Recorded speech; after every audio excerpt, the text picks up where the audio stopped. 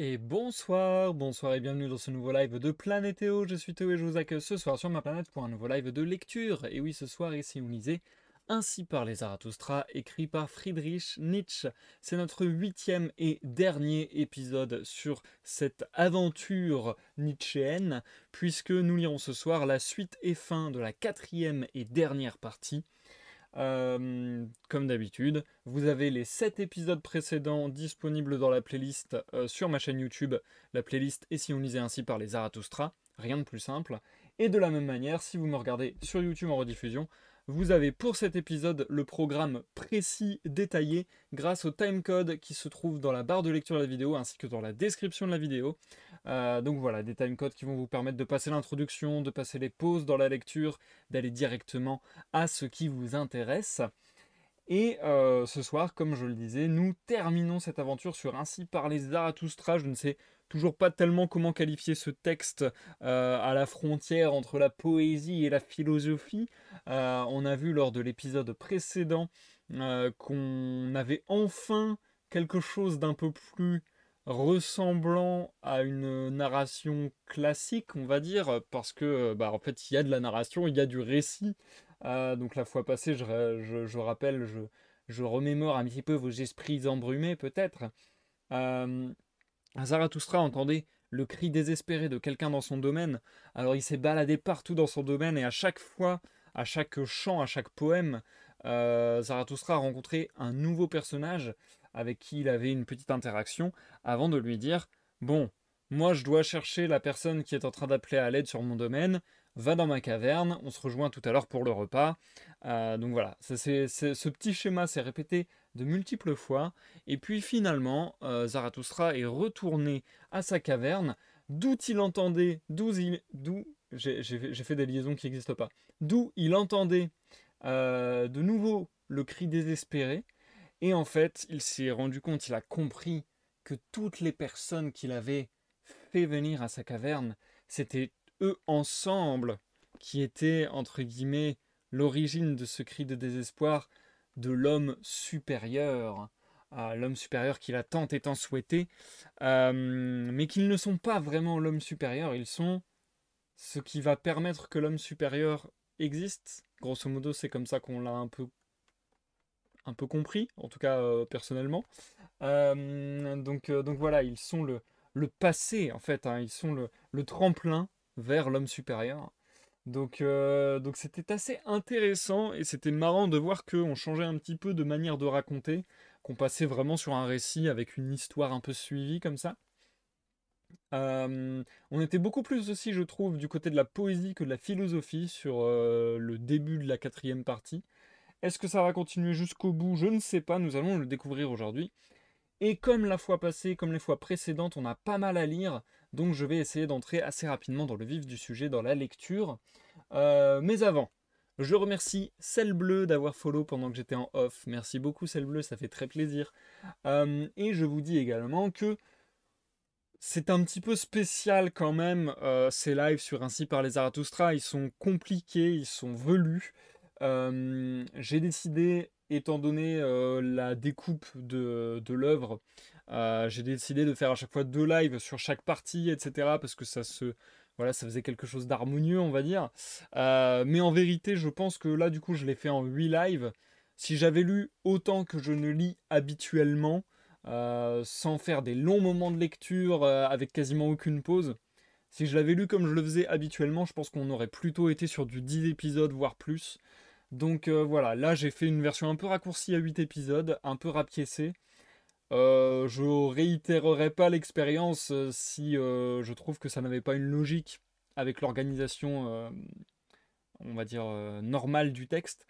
Là, en l'occurrence, ça s'y prêtait, etc. Donc voilà, c'est très bien que ce soit comme ça, mais c'est vrai que c'est assez éprouvant et que, en général, sur les lectures, je préfère prendre un peu plus mon temps, avoir un peu plus de pauses par live, lire un petit peu moins de pages par live et pouvoir reposer ma voix, pouvoir reposer mon esprit.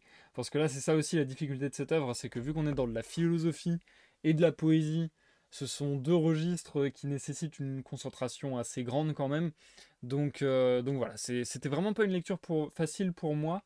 Donc voilà, je tenais à vous dire que si vous avez pris un petit peu ça dans la tronche, vous aussi, en mode waouh, c'est dense, sachez que d'habitude, c'est pas aussi dense que ça, et je pense vraiment que c'est la lecture la plus dense, pour récupérer ce mot, que j'ai fait de toutes mes années de lecture avec vous en live, et on arrive à plus de 60 lectures ensemble, il me semble. Donc bon, c'est pas peu dire, c'est pas peu dire. Faudrait vraiment que je calcule le nombre de lectures qu'on a fait ensemble, parce que je dis 60, mais ça me paraît énormissime. Et pourtant, il me semble que ce sont les bons chiffres. Bref, en tout cas, comme ça, vous avez à peu près idée de ce qui se passe. On est mardi, donc je vais vous dire un petit peu le programme des lives de la semaine. Peut-être certains d'entre vous ont été étonnés de voir sur les réseaux sociaux hier, puisque je mets le programme de la semaine tous les lundis sur mes réseaux sociaux, de voir que cette semaine, il n'y aurait que un live. Mais en fait, que nenni, c'est ce que je disais en note de bas de page. Que nenni, que nenni. Il y a le live de ce soir qui va être un petit peu mastoc, mais il y aura aussi certainement, je pense, je suppute, je ne suis pas sûr à 100%, mais je pense pouvoir dire que la probabilité est importante qu'il y ait un live de gaming, voire deux, soit demain, donc mercredi, soit jeudi. Soit les deux. Mais voilà, il y aura un ou deux lives sur ces 2 jours, je pense, de gaming sur Little Nightmares. On va essayer de poursuivre notre aventure sur Little Nightmares, voire de la terminer, pourquoi pas. Voilà, j'ai envie de le faire, c'est juste qu'il faut que je trouve le time. Et du coup, je vais caler ça un peu à l'improviste. Je vous mettrai encore une fois l'info sur les réseaux si jamais je lance un live gaming. Soit il n'y en aura pas, soit il y en aura un, soit il y en aura deux. Mais voilà, ça sera soit mercredi, soit jeudi, soit les 2 jours. Pour le reste de la semaine, vous pouvez m'oublier. Parce que vendredi, du coup, ça devrait être un live de lecture. Mais entre deux lectures, j'opère toujours une petite pause. Je saute toujours un petit live de lecture pour me remettre l'esprit à zéro avant d'entamer quelque chose de nouveau. Et puis, ça tombe bien puisque samedi, c'est mon anniversaire. Donc du coup, ce week-end, je débranche un petit peu de Twitch, tout ça, et je vais passer du temps avec des gens, tout ça, tout ça. Voilà, je vais profiter de mon anniversaire tranquillement. C'est qu'une fois dans l'année quand même. Donc voilà. Sachant que ensuite, ça va aller assez rapidement à la fin de l'année, puisque Noël s'approche extrêmement vite. Et comme je vous l'avais dit, pour Noël et pour Nouvel An, il y a toujours une pause des fêtes de fin d'année en fait. Donc dites-vous que je vais déserter certainement. En fait, de Noël à Nouvel An, il n'y a qu'une semaine pile. Donc en soi, je pourrais disparaître qu'une semaine, mais ça me paraît fort peu probable en termes d'organisation que ça fonctionne. Donc je pense que je vais disparaître des lives, dites-vous, pour au moins 2 voire 3 semaines. Mais je vous tiendrai au courant, encore une fois, quand je saurai moi-même à quelle date je suis indisponible. Mais voilà. Mais voilou. Je vous tiendrai au courant. Et puis, en attendant, à partir de la semaine prochaine, donc à partir du le 12, ça sera compromis. À partir du 13, à partir de mardi 13, il y a des chances que les lives reviennent jusqu'à au moins fin de semaine, voire un petit peu plus. On va voir, on va voir. Je ne sais pas encore exactement comment je vais m'organiser, je vous avoue. En tout cas, pour finir cette année, qu'est-ce qui va se passer? J'en ai parlé déjà brièvement dans les lives précédents. Je vais pas avoir le temps d'entamer une grosse lecture. Là, j'avais Les âmes mortes de Gogol de côté. J'ai pas envie de lire ça en période de Noël, je vous avoue. Je pense que ça sera pas trop dans le thème, pas trop dans le délire. Et puis, j'ai pas envie de commencer une grosse lecture que je devrais interrompre pendant plusieurs semaines avant de la reprendre en janvier. Donc, on va pas faire ça. Donc, ce qui va se passer, c'est que là, en fin d'année, il y aura sûrement des lives de lecture de pièces de théâtre. Je vais peut-être essayer de faire ça. Je vais peut-être essayer de faire ça vu qu'on a commencé à faire ça avec Macbeth et Shakespeare et que c'était plutôt sympathique. On va essayer peut-être de réitérer l'expérience. Et puis ensuite des choses qui pourraient un peu aller dans le côté littérature, mais en s'en éloignant un petit peu. Ça serait des découvertes de l'univers de League of Legends. Donc du coup, encore une fois, des lectures de nouvelles en rapport à des champions du jeu vidéo League of Legends. Ça pourrait être aussi Ça me rappelle une histoire. Je suis vraiment assez partagé. À la fois, je suis excité à l'idée de faire Ça me rappelle une histoire. À la fois, je me dis, est-ce que je vais réussir à en faire après autant de temps? Et puis aussi, ça me rappelle une histoire, une chose un petit peu particulière, c'est que il faut qu'il y ait quelques personnes dans le chat pour participer. Et c'est vrai que mon influence dans le chat est un petit peu variable. Parfois il y a des gens, parfois il y a personne. Donc compliqué. Par rapport à une époque, il y a beaucoup moins de gens qui viennent sur mes lives. Et du coup, c'est compliqué d'organiser des émissions qui nécessitent la participation du live. Moi, je serai là, t'inquiète. Merci Lilith, ça me fait plaisir. Et bonsoir, j'espère que tu vas bien. Donc ouais, non, j'hésite grandement. Et si je fais un ça me rappelle une histoire, je ne sais pas si ça sera un ça me rappelle une histoire classique, je vais dire, donc avec une improvisation d'histoire à l'oral, ou si ça sera un ça me rappelle une histoire écrit, chose que j'ai déjà fait pour les deux Noëls des années précédentes. Donc je me dis pourquoi pas perpétuer la tradition. Ou bien pourquoi pas faire un de chaque, c'est aussi une possibilité. Et puis enfin, il y aura certainement des lives de gaming. Bref, tout ça pour dire que, a priori, autant cette semaine, elle risque d'être très légère, très svelte, autant la semaine à venir risque d'être un petit peu plus rondelette. On risque de faire 2-3 trucs. Voilà, voilà. Je vous ai mis au courant de tout ce dont je voulais vous parler. On va pouvoir se pencher sur la lecture, puisque comme je l'ai dit, on a encore pas mal à lire. Et puis, j'ai décidé de dater le pas sur cette lecture. Donc, je vais ne faire, ça se dit? Je vais ne faire qu'une pause ce soir. Ouais, ça se dit. Une seule pause et seulement 2 fois 22 pages. Pourquoi je me lance dans des trucs comme ça? 22 pages, ça commence à faire vraiment long. Je sais pas si vous vous rendez compte, mais 22 pages, on peut tabler sur du 40 minutes de lecture minimum. Bref, pourquoi je m'inflige ça? Je ne sais pas. Mais je trouve que ça va bien pour Ainsi parler Zarathustra. Et puis, en fait, j'ai envie de pas d'expédier le truc. Attention, j'ai pas envie de me débarrasser du truc, j'ai envie de le faire bien. Mais compte tenu du contenu d'Ainsi par les Zarathustra, je trouve que ça marche mieux quand c'est en gros bloc comme ça, plutôt que de faire des pauses toutes les 3 secondes. Enfin, je sais pas. Bref. Un peu compliqué de m'organiser sur cette lecture, je vous avoue.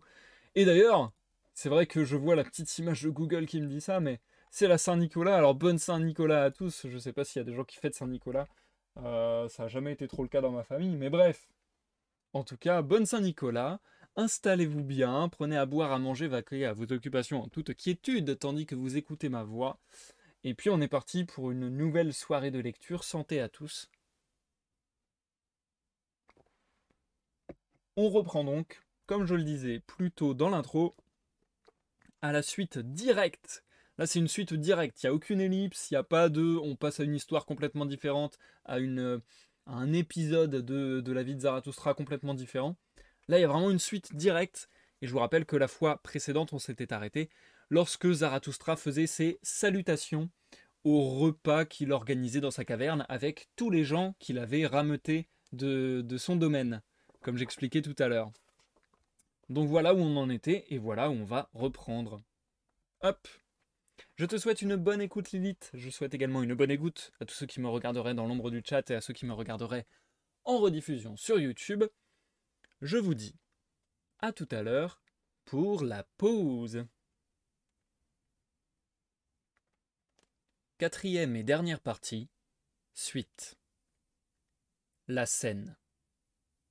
À ce moment, le prophète interrompit les salutations qu'échangeaient Zarathustra et ses hôtes. Il se poussa en avant comme quelqu'un qui n'a pas de temps à perdre, saisit la main de Zarathustra et s'écria « Mais Zarathustra, tu l'as dit toi-même, de 2 choses l'une est plus nécessaire que l'autre. Eh bien, il y a une chose qui m'est à présent plus nécessaire que tout au monde. À propos, ne m'as-tu pas invité à un repas? Et regarde, tous ceux-ci qui ont fait un long chemin. Tu ne vas pourtant pas nous rassasier de discours. Et vous avez tous beaucoup trop parlé du danger de mourir congelé, noyé, étouffé, ou de tout autre mal. Aucun de vous n'a pensé au mal dont je souffre, quant à moi, et qui est la faim. » Ainsi parla le prophète. Mais quand les animaux de Zarathustra entendirent ces paroles, ils s'enfuirent épouvantés. Car ils voyaient bien que tout ce qu'ils avaient apporté pendant la journée ne suffirait pas à remplir l'estomac de ce seul prophète. « Sans parler de la soif, continua le prophète, et bien que j'entende un clapotis d'eau qui ressemble au discours de la sagesse, abondant et infatigable, comme eux ce que je veux, c'est du vin. Tout le monde n'est pas comme Zarathustra, buveur d'eau de naissance. L'eau ne vaut rien aux gens fatigués et usés. Pour nous, il nous faut du vin. Le vin seul opère des guérisons soudaines et donne une santé toujours alerte. C'est alors, comme le prophète réclamait du vin, que le roi de gauche, le taciturne, prit la parole à son tour. Quant au vin, dit-il, nous autres y avons pensé. Mon frère le roi de droite et moi, nous en avons en abondance la charge d'un âne. Nous ne manquerons donc de rien, que de pain. Du pain, dit Zarathustra en riant, c'est justement de quoi manquent les ermites. Toutefois, l'homme ne vit pas de pain seulement, mais aussi de la chair succulente des agneaux comme ces deux-ci. Il faut les abattre au plus tôt et les apprêter de façon savoureuse avec de la sauge. C'est ainsi que je les aime. Et il ne manque pas non plus de racines ni de fruits, de quoi plaire même à des gourmands et à des gourmets, sans parler de noix et d'autres menus casse-tête. Nous allons donc faire bientôt un bon repas, mais ceux qui veulent manger avec moi devront mettre la main à la pâte, tous sans excepter les rois. Chez Zarathustra, il n'est pas défendu même au roi d'être cuisinier. La proposition plut à tous, sauf que le mendiant volontaire protesta contre la viande, le vin et les épices. Écoutez un peu ce glouton de Zarathustra, s'écria-t-il plaisamment. Est-ce pour faire de pareils festins qu'on va dans les cavernes et en haute montagne? Je comprends à présent ce qu'il nous a enseigné naguère. Loué soit une modeste pauvreté, et pourquoi il veut supprimer les mendiants. Ne te fâche pas, lui répondit Zarathustra. Fais comme moi. Tiens-t'en à tes habitudes, mon cher. Broie tes grains, bois ton eau, fais l'éloge de ta cuisine, pourvu qu'elle te mette en joie. Je ne veux faire la loi qu'aux miens, je ne suis pas une loi pour tous. Mais ceux qui sont de mon espèce doivent avoir les os solides et le pied léger. Il faut qu'ils soient toujours dispos pour la guerre et pour les festins, ni mélancoliques ni songe creux, prêts à l'effort le plus pénible comme à une fête, intacts et sains. Tout ce qu'il y a de meilleur nous appartient, à moi et aux miens, et si on ne nous le donne pas, nous le prenons. La meilleure chair, le ciel le plus pur, les pensées les plus fortes, les plus belles femmes. Ainsi parlait Zarathustra, mais le roi de droite répliqua. C'est étrange. A-t-on jamais entendu chose aussi raisonnable sortir de la bouche d'un sage? Et en vérité, ce qu'il y a de plus étrange chez un sage, c'est qu'il soit raisonnable et ne soit pas un âne. Ainsi parlait le roi de droite surpris. Mais l'âne ponctua ce discours d'un hi-han mécontent. Ce n'était toutefois que le début de ce long repas que les chroniques appellent la scène, et à ce repas il ne fut question que de l'homme supérieur. De l'homme supérieur. 1. La première fois que je suis allé chez les hommes, j'ai commis la sottise que commettent tous les solitaires, la grande sottise d'aller m'installer sur la place publique. M'adressant à tous, je ne m'adressais à personne. Mais le soir, j'eus pour compagnon des saltimbanques et des cadavres, et peu s'en fallut que je ne fusse moi-même un cadavre. Mais au matin suivant, je vis briller une certitude nouvelle. J'appris à dire que m'importe la place publique et la populace, et le tapage forain et les longues oreilles de la populace. Homme supérieur, apprenez de moi cette vérité. Sur la place, personne ne croit aux hommes supérieurs. Et si vous voulez parler sur la place publique, faites-le. Mais la populace dira en clignant de l'œil, nous sommes tous égaux. Homme supérieur, ainsi parle la populace en clignant de l'œil. Il n'y a pas d'homme supérieur, nous sommes tous égaux. L'homme n'est jamais qu'un homme. Devant Dieu, nous sommes tous égaux. Devant Dieu. Mais ce Dieu est mort. Mais nous refusons d'être égaux devant la populace. Homme supérieur, tenez-vous loin de la place publique. 2. Devant Dieu. Mais ce Dieu est mort. Homme supérieur, ce Dieu était votre pire danger. C'est depuis qu'il gît au sépulcre que vous êtes ressuscité. C'est maintenant enfin que va luire le grand midi, que l'homme supérieur va être le maître. Comprenez-vous cette parole, ô mes frères? Vous êtes épouvantés, votre cœur a le vertige. Vous voyez s'ouvrir un abîme. Entendez-vous l'aboiement du chien d'enfer? Allons, courage, homme supérieur. C'est à présent que la montagne de l'avenir humain va accoucher. Dieu est mort, mais nous voulons à présent que le surhumain vive. 3. Les plus soucieux demandent aujourd'hui comment faire pour conserver l'homme. Mais Zarathustra est le premier et le seul à demander comment faire pour surmonter l'homme. C'est le surhumain qui me tient au cœur.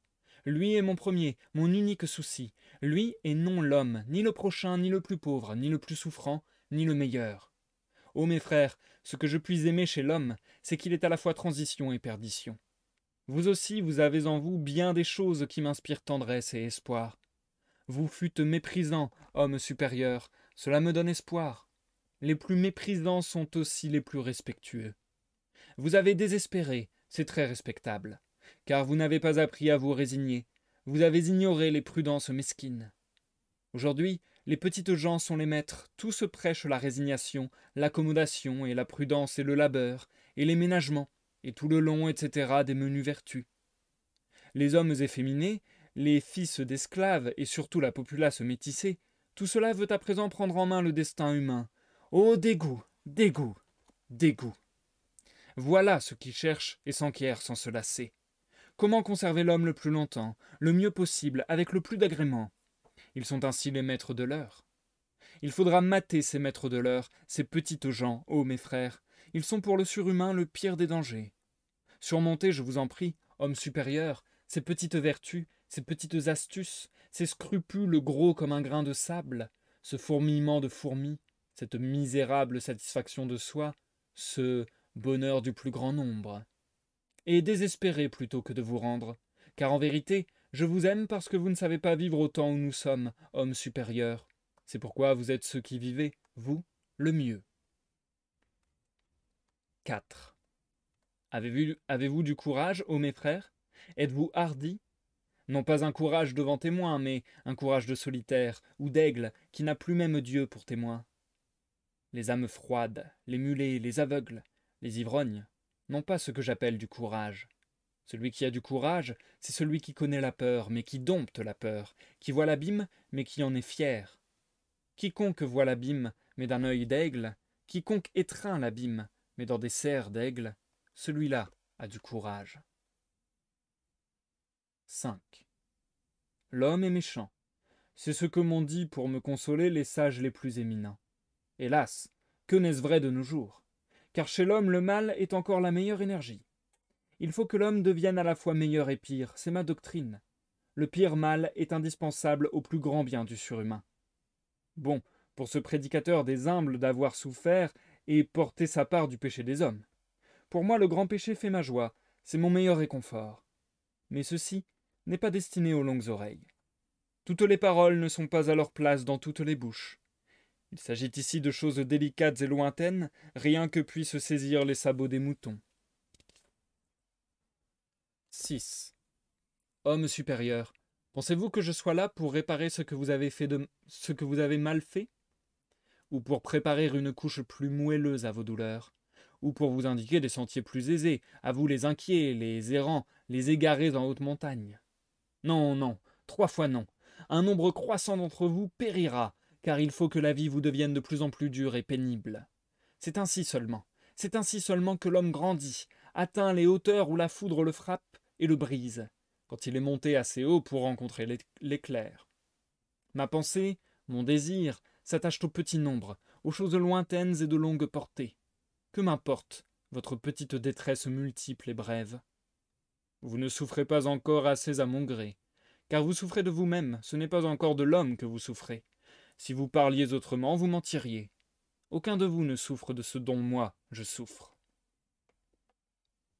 7. Il ne me suffit pas qu'on ait rendu la foudre inoffensive. Je ne cherche point à la dévier, je veux lui apprendre à travailler pour moi. Depuis longtemps, ma sagesse s'amasse comme un nuage, de plus en plus sombre et silencieuse. C'est ainsi que fait toute sagesse qui doit un jour enfanter la foudre. Je ne veux pas être une lumière pour ces hommes d'aujourd'hui, ni qu'ils me prennent pour une lumière. Cela, je veux les aveugler. Éclair de ma sagesse, crève-leur les yeux. 8. Gardez-vous de vouloir ce qui est au-dessus de vos forces. Il y a une fausseté pernicieuse chez ceux qui veulent ce qui est au-dessus de leurs forces. Surtout s'ils veulent de grandes choses. Car ils éveillent la méfiance envers les grandes choses, ces rusés faux monnayeurs, ces comédiens subtils, jusqu'au jour où ils se travestissent même à leurs propres yeux, avec leurs regards louches, leurs bois vermoulus passés au vernis, drapés de grands mots, leurs vertus de parade, leurs œuvres frelatées, leurs clinquants. Soyez sur vos gardes, hommes supérieurs. Il n'est rien qui me semble aujourd'hui plus précieux ni plus rare que la probité. L'heure présente n'est-elle pas l'heure de la populace? Or la populace ignore ce qui est grand ou petit, droit ou honnête. Elle est retorse avec innocence. Elle ment toujours. 9. Soyez prudent surtout, homme supérieur, homme vaillant, cœur sincère, et tenez vos raisons secrètes, car l'heure présente est celle de la populace. Ce que la populace a appris à croire sans raison, comment pourrait-on le détruire par des raisons? Et sur la place publique, c'est par geste que l'on persuade les hommes, mais la populace se méfie des raisons. Et si parfois la vérité triomphe, demandez-vous avec une juste méfiance, quelle est l'erreur robuste qui a combattu pour elle? Gardez-vous aussi des savants. Ils vous haïssent, car ils sont inféconds. Ils ont les yeux froids et secs, les oiseaux leur semblent tous déplumés. D'aucuns se vantent de ne point mentir, mais il s'en faut que l'impuissance à mentir soit l'amour de la vérité. Méfiez-vous. Il s'en faut que l'absence de fièvre soit la lucidité de la connaissance. Je ne crois pas aux esprits refroidis. Quiconque ne sait mentir ignore ce qu'est la vérité. 10. Voulez-vous monter là-haut? Servez-vous de vos propres jambes. Ne vous faites pas porter sur la hauteur, ne montez pas porter sur le dos ni sur la tête d'autrui. Mais toi, tu es monté à cheval, et maintenant tu trottes allègrement vers ton but? C'est bien, mon ami. Mets ton pied-bot t'accompagne, sur ton cheval. Une fois arrivé à ton but, une fois descendu de cheval, c'est sur ta cime, homme supérieur, que tu trébucheras. 11. Ô Créateur, homme supérieur, on ne porte jamais en soi que son propre enfant. Ne vous laissez pas persuader, endoctriner. Qui donc est votre prochain? Même en agissant dans l'intérêt du prochain, vous ne créez rien pour lui. Oubliez donc ce pour Créateur. C'est votre vertu qui exige que vous ne fassiez rien pour, à cause d'eux, ni parce que. Il faut boucher vos oreilles à ces petits mots mensongers. Agir pour le prochain, c'est la vertu des petites gens, de ceux qui pensent qui se ressemblent s'assemblent, et une main lave l'autre. Ils n'ont pas droit à votre égoïsme, ils n'en ont pas la force non plus. Dans votre égoïsme, ô Créateur, entre la prudence et la prévoyance de la future mère, ce que nul encore n'a vu de ses yeux, votre fruit, voilà ce que vous devez protéger et ménager et nourrir de tout votre amour. Où est votre amour? Je veux dire en votre enfant, là aussi est toute votre vertu. Votre œuvre, votre vouloir, voilà ce qui est pour vous le prochain. Ne vous laissez pas suggérer des valeurs fausses. 12. Ô Créateur, homme supérieur, quiconque va enfanter est malade, mais quiconque vient d'enfanter est impur. Demandez aux femmes, on n'enfante pas par plaisir. C'est la douleur qui fait caqueter poules et poètes. Ô Créateur, il y a en vous beaucoup d'impureté. C'est parce qu'il vous a fallu enfanter. Un enfant qui naît, oh, que d'impureté vient au monde avec lui. Allez-vous-en à l'écart, et que celui qui a enfanté lave son âme et la purifie. 13. Ne soyez point vertueuse au-delà de vos forces, et n'exigez de vous-même rien qui passe la vraisemblance. Suivez à la trace les vertus de vos pères. Comment pourriez-vous monter plus haut si le vouloir de vos pères ne s'élève aussi avec vous? Celui qui tient à être un précurseur, qu'il prenne garde à ne pas être un épigone. Ce n'est pas dans le domaine où vos pères ont péché que vous pourrez devenir des saints. Celui dont les pères ont aimé les femmes, les vins forts et la chasse au sanglier, comment pourrait-il exiger de soi la chasteté? Ce serait folie. En vérité, ce sera beaucoup à mes yeux s'il se contente d'être l'époux d'une ou de 2 ou 3 femmes. Et il aurait beau fonder des monastères et graver sur leurs portes ces mots « le chemin de la sainteté », je dirais encore « à quoi bon, c'est une nouvelle folie ». Il a fondé pour lui-même une prison et un asile, grand bien lui fasse, mais je n'y crois pas. Ce qui grandit dans la solitude, c'est ce que chacun y apporte, y compris la brute interne. C'est pourquoi il faut déconseiller la solitude à beaucoup. Y a-t-il jamais eu rien de plus immonde sur terre que les saints anacorrects? Pardon. Y a-t-il jamais eu rien de plus immonde sur terre que les saints anacorrects? 2 fois que je me trompe. Que les saints anacorrects? Autour d'eux, ce n'est pas seulement le diable qui se déchaînait, mais le porc aussi. 14. Craintif, honteux, emprunté, pareil aux tigres qui a manqué son bond, tel je vous ai souvent vu vous en aller à l'écart, homme supérieur. Vous aviez manqué votre coup. Mais qu'importe, ô joueurs de dés, vous ne savez pas encore jouer et plaisanter comme il se doit. Ne sommes-nous pas constamment assis à une grande table de jeu et de divertissement? Et si vous avez manqué quelques grands coups, est-ce vous-même qui êtes manqué pour autant? Et si vous êtes manqué, quant à vous, l'homme est-il manqué pour autant? Et si c'est l'homme qui est manqué, eh bien, courage, en avant. 15. Plus une chose est rare en son essence, plus rarement elle réussit. Hommes supérieurs, vous tous qui êtes ici, n'êtes-vous pas tous plus ou moins des ratés? Prenez-en votre parti, il n'importe. Que de possibilités restent ouvertes. Apprenez à rire de vous-même comme il faut savoir rire. Est-ce merveille que vous soyez des ratés ou des demi-ratés, vous qui êtes à demi brisés? Ce qui s'agite et se heurte en vous, n'est-ce pas l'avenir de l'homme?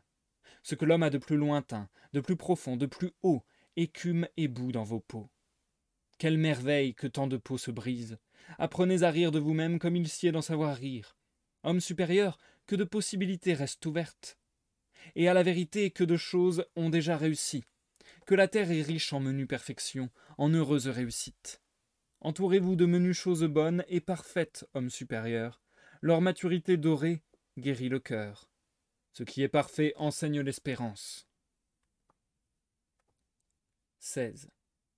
Quel a été jusqu'à présent sur terre le plus grand des péchés? N'est-ce pas d'avoir dit « malheur à ceux qui rient » ? N'avait-il donc trouvé aucun motif de rire sur cette terre celui qui a dit cette parole? C'est qu'il avait mal cherché. Un enfant même y trouve des motifs. C'est qu'il manquait d'amour. Autrement il nous eût aimés aussi, nous les rieurs. Mais il nous haïssait, il se gaussait de nous, il nous promettait les pleurs et les grincements de dents. Faut-il nécessairement maudire tout ce que l'on n'aime pas?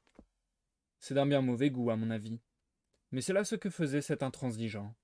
Il était issu de la populace, et lui-même n'aimait pas assez, sans quoi il ne se fût point irrité de n'être pas assez aimé. Ce que veut tout grand amour, ce n'est pas qu'on l'aime, c'est beaucoup plus. Écartez-vous de tous ces intransigeants, c'est une pauvre race malade, une engeance plébéienne. Ils regardent méchamment cette vie, ils ont le mauvais œil pour cette terre. Écartez-vous de tous ces intransigeants, ils ont le pied pesant, le cœur lourd. Comment la terre leur serait-elle légère? 17. Les bonnes choses arrivent à leur terme par des voies détournées. Elles font le gros dos comme les chats, elles ronronnent intérieurement, sentant que leur bonheur approche. Toutes les bonnes choses rient. L'allure de la marche trahit si l'on est sur sa voie. Regardez-moi marcher. Mais quand on approche du but, on danse. Et en vérité, je n'ai pas été changé en statue. Je ne suis pas là figé, obtus, pétrifié, rigide comme une colonne. J'aime à courir vite. Et bien qu'il y ait sur terre des marécages et beaucoup d'épaisse tristesse, quand on a le pied léger, on traverse en courant la fange même, et l'on danse comme sur la glace polie. Élevez vos cœurs, mes frères, levez-les plus haut encore, et n'oubliez pas les jambes. Levez aussi la jambe, bons danseurs, et mieux encore, tenez-vous un peu sur la tête. 18. Cette couronne du rieur, cette guirlande de roses, je l'ai moi-même posée sur ma tête. J'ai moi-même proclamé que mon rire était saint. Je n'ai pas trouvé d'autre homme assez fort pour faire cela de nos jours. Moi, Zarathustra, le danseur, Zarathustra le léger, qui bat des ailes, prêt à l'essor, complice de tous les oiseaux, alerte et dispos, dans son insouciance bienheureuse, moi, Zarathustra le prophète, Zarathustra le rieur prophétique, ni impatient, ni intransigeant, ami des bons et des écarts, j'ai moi-même posé sur ma tête cette couronne. 19. Élevez vos cœurs, mes frères, levez-les haut, plus haut encore, et surtout n'oubliez pas les jambes. Levez la jambe aussi, bon danseur, et, ce qui vaudra mieux, tenez-vous un peu sur la tête. Il y a, même dans le bonheur, de lourdes brutes, il y a des pieds beaux de naissance. Ils font de bizarres efforts, tel un éléphant qui s'efforce de se tenir sur la tête. Mais mieux vaut être fou de bonheur que fou de malheur, mieux vaut danser lourdement que de marcher en boitant. Apprenez donc ce que m'enseigne ma sagesse. La pire des choses a au moins deux bons côtés. La pire des choses a deux bonnes jambes pour danser dessus. Apprenez donc vous-même, homme supérieur, à vous tenir sur vos jambes. Oubliez les ampoules de la mélancolie et de la tristesse populacière. Oh, que je les trouve tristes, ces bouffons de la populace, car le présent appartient à la populace. 20. Imitez le vent qui s'élance hors des cavernes de la montagne. Il veut danser au son de son propre chalumeau, les mers frémissent et bondissent sous ses pas. Loué soit l'esprit qui donne des ailes Loué soit l'esprit qui donne des ailes aux ânes, qui traie les lionnes, le bon génie indomptable qui vient comme l'ouragan souffler sur tout présent, sur toute populace. L'ennemi des têtes de chardons et des coupeurs de cheveux en quatre, de toutes les feuilles mortes et de toutes les herbes flétries, loué soit cet ouragan farouche et libre et bon, qui danse au-dessus des marécages et des mélancolies, comme sur autant de prairies. On le nomme l'ennemi des phtisiques plébéiens et de tous les produits tristes et malvenus. Loué soit cet esprit de tous les libres esprits. L'ouragan rieur qui souffle de la poussière dans les yeux de tous les pessimistes, de tous les purulents. Votre pire défaut, homme supérieur, c'est que vous ne savez pas danser comme il faut danser, jusqu'au-delà de vous-même. Qu'importe que vous n'ayez pas réussi. Que de possibilités restent ouvertes. Apprenez donc à rire au-delà de vous-même. Élevez vos cœurs, bons danseurs, levez-les bien haut, plus haut encore, et n'oubliez pas non plus le bon rire. Cette couronne du rieur, cette guirlande de roses, c'est à vous que je la lance, frère. J'ai proclamé que le rire est sacré. Homme supérieur, apprenez donc à rire.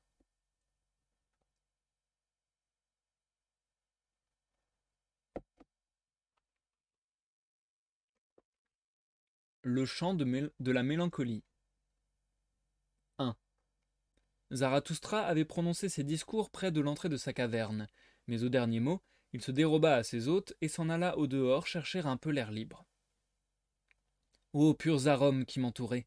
s'écria-t-il. « Ô bienheureux silence de ces parages ! Mais où sont mes animaux?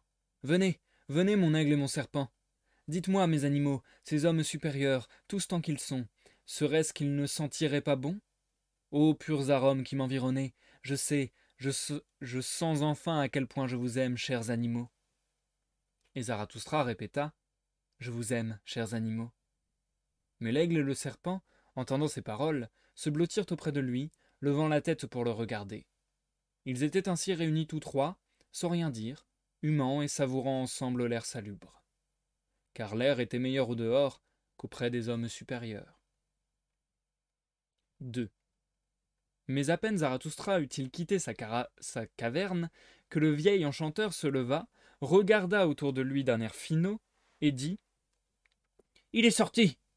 Et déjà, homme supérieur, il m'est bien permis à moi aussi de chatouiller votre vanité en vous donnant ce nom flatteur et louangeur.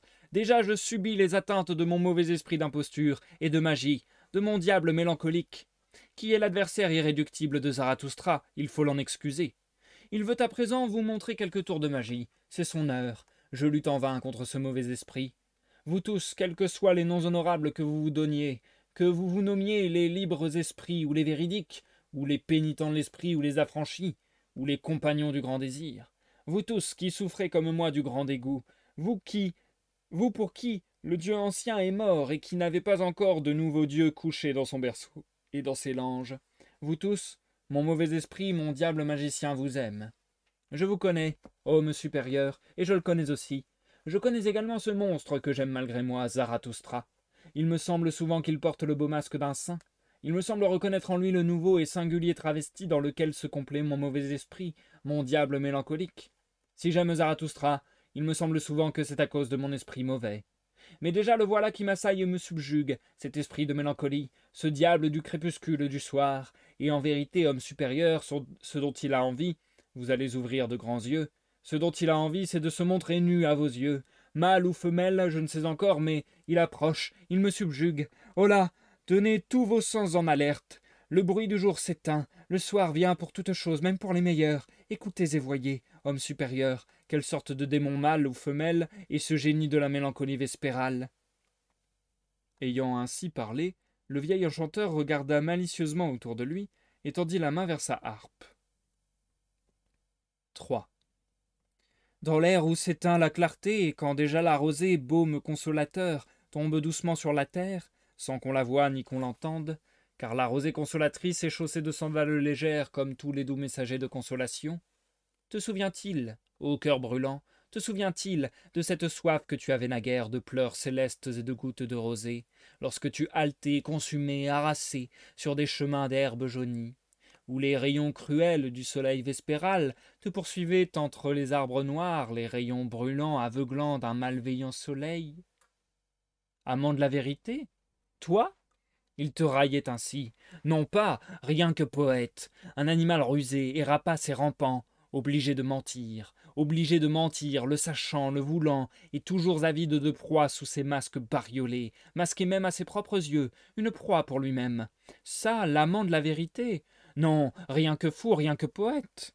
Fertile seulement en discours bigarrés, hurlant des mots bariolés sous ses masques de fou, escaladant des ponts de paroles menteuses et des arcs-en-ciel diaprés, entre de faux ciels et de fausses terres, errant, planant au hasard. Rien que fou, rien que poète. Ça, l'amant de la vérité, ni taciturne, ni rigide, ni froid, ni lisse, à l'image de la statue d'un dieu, ni dressé à l'entrée des temples pour veiller sur le seuil d'un dieu. Non, ennemi de ces statues du vrai, plus à l'aise dans les déserts que devant les temples, et comme un chat capricieux, sautant par toutes les fenêtres, vlan, au cœur de tous les hasards, flairant toutes les forêts vierges, en reniflant d'envie et de désir. Et dans toutes les forêts vierges, tu courais parmi les fauves au pelage bigarré.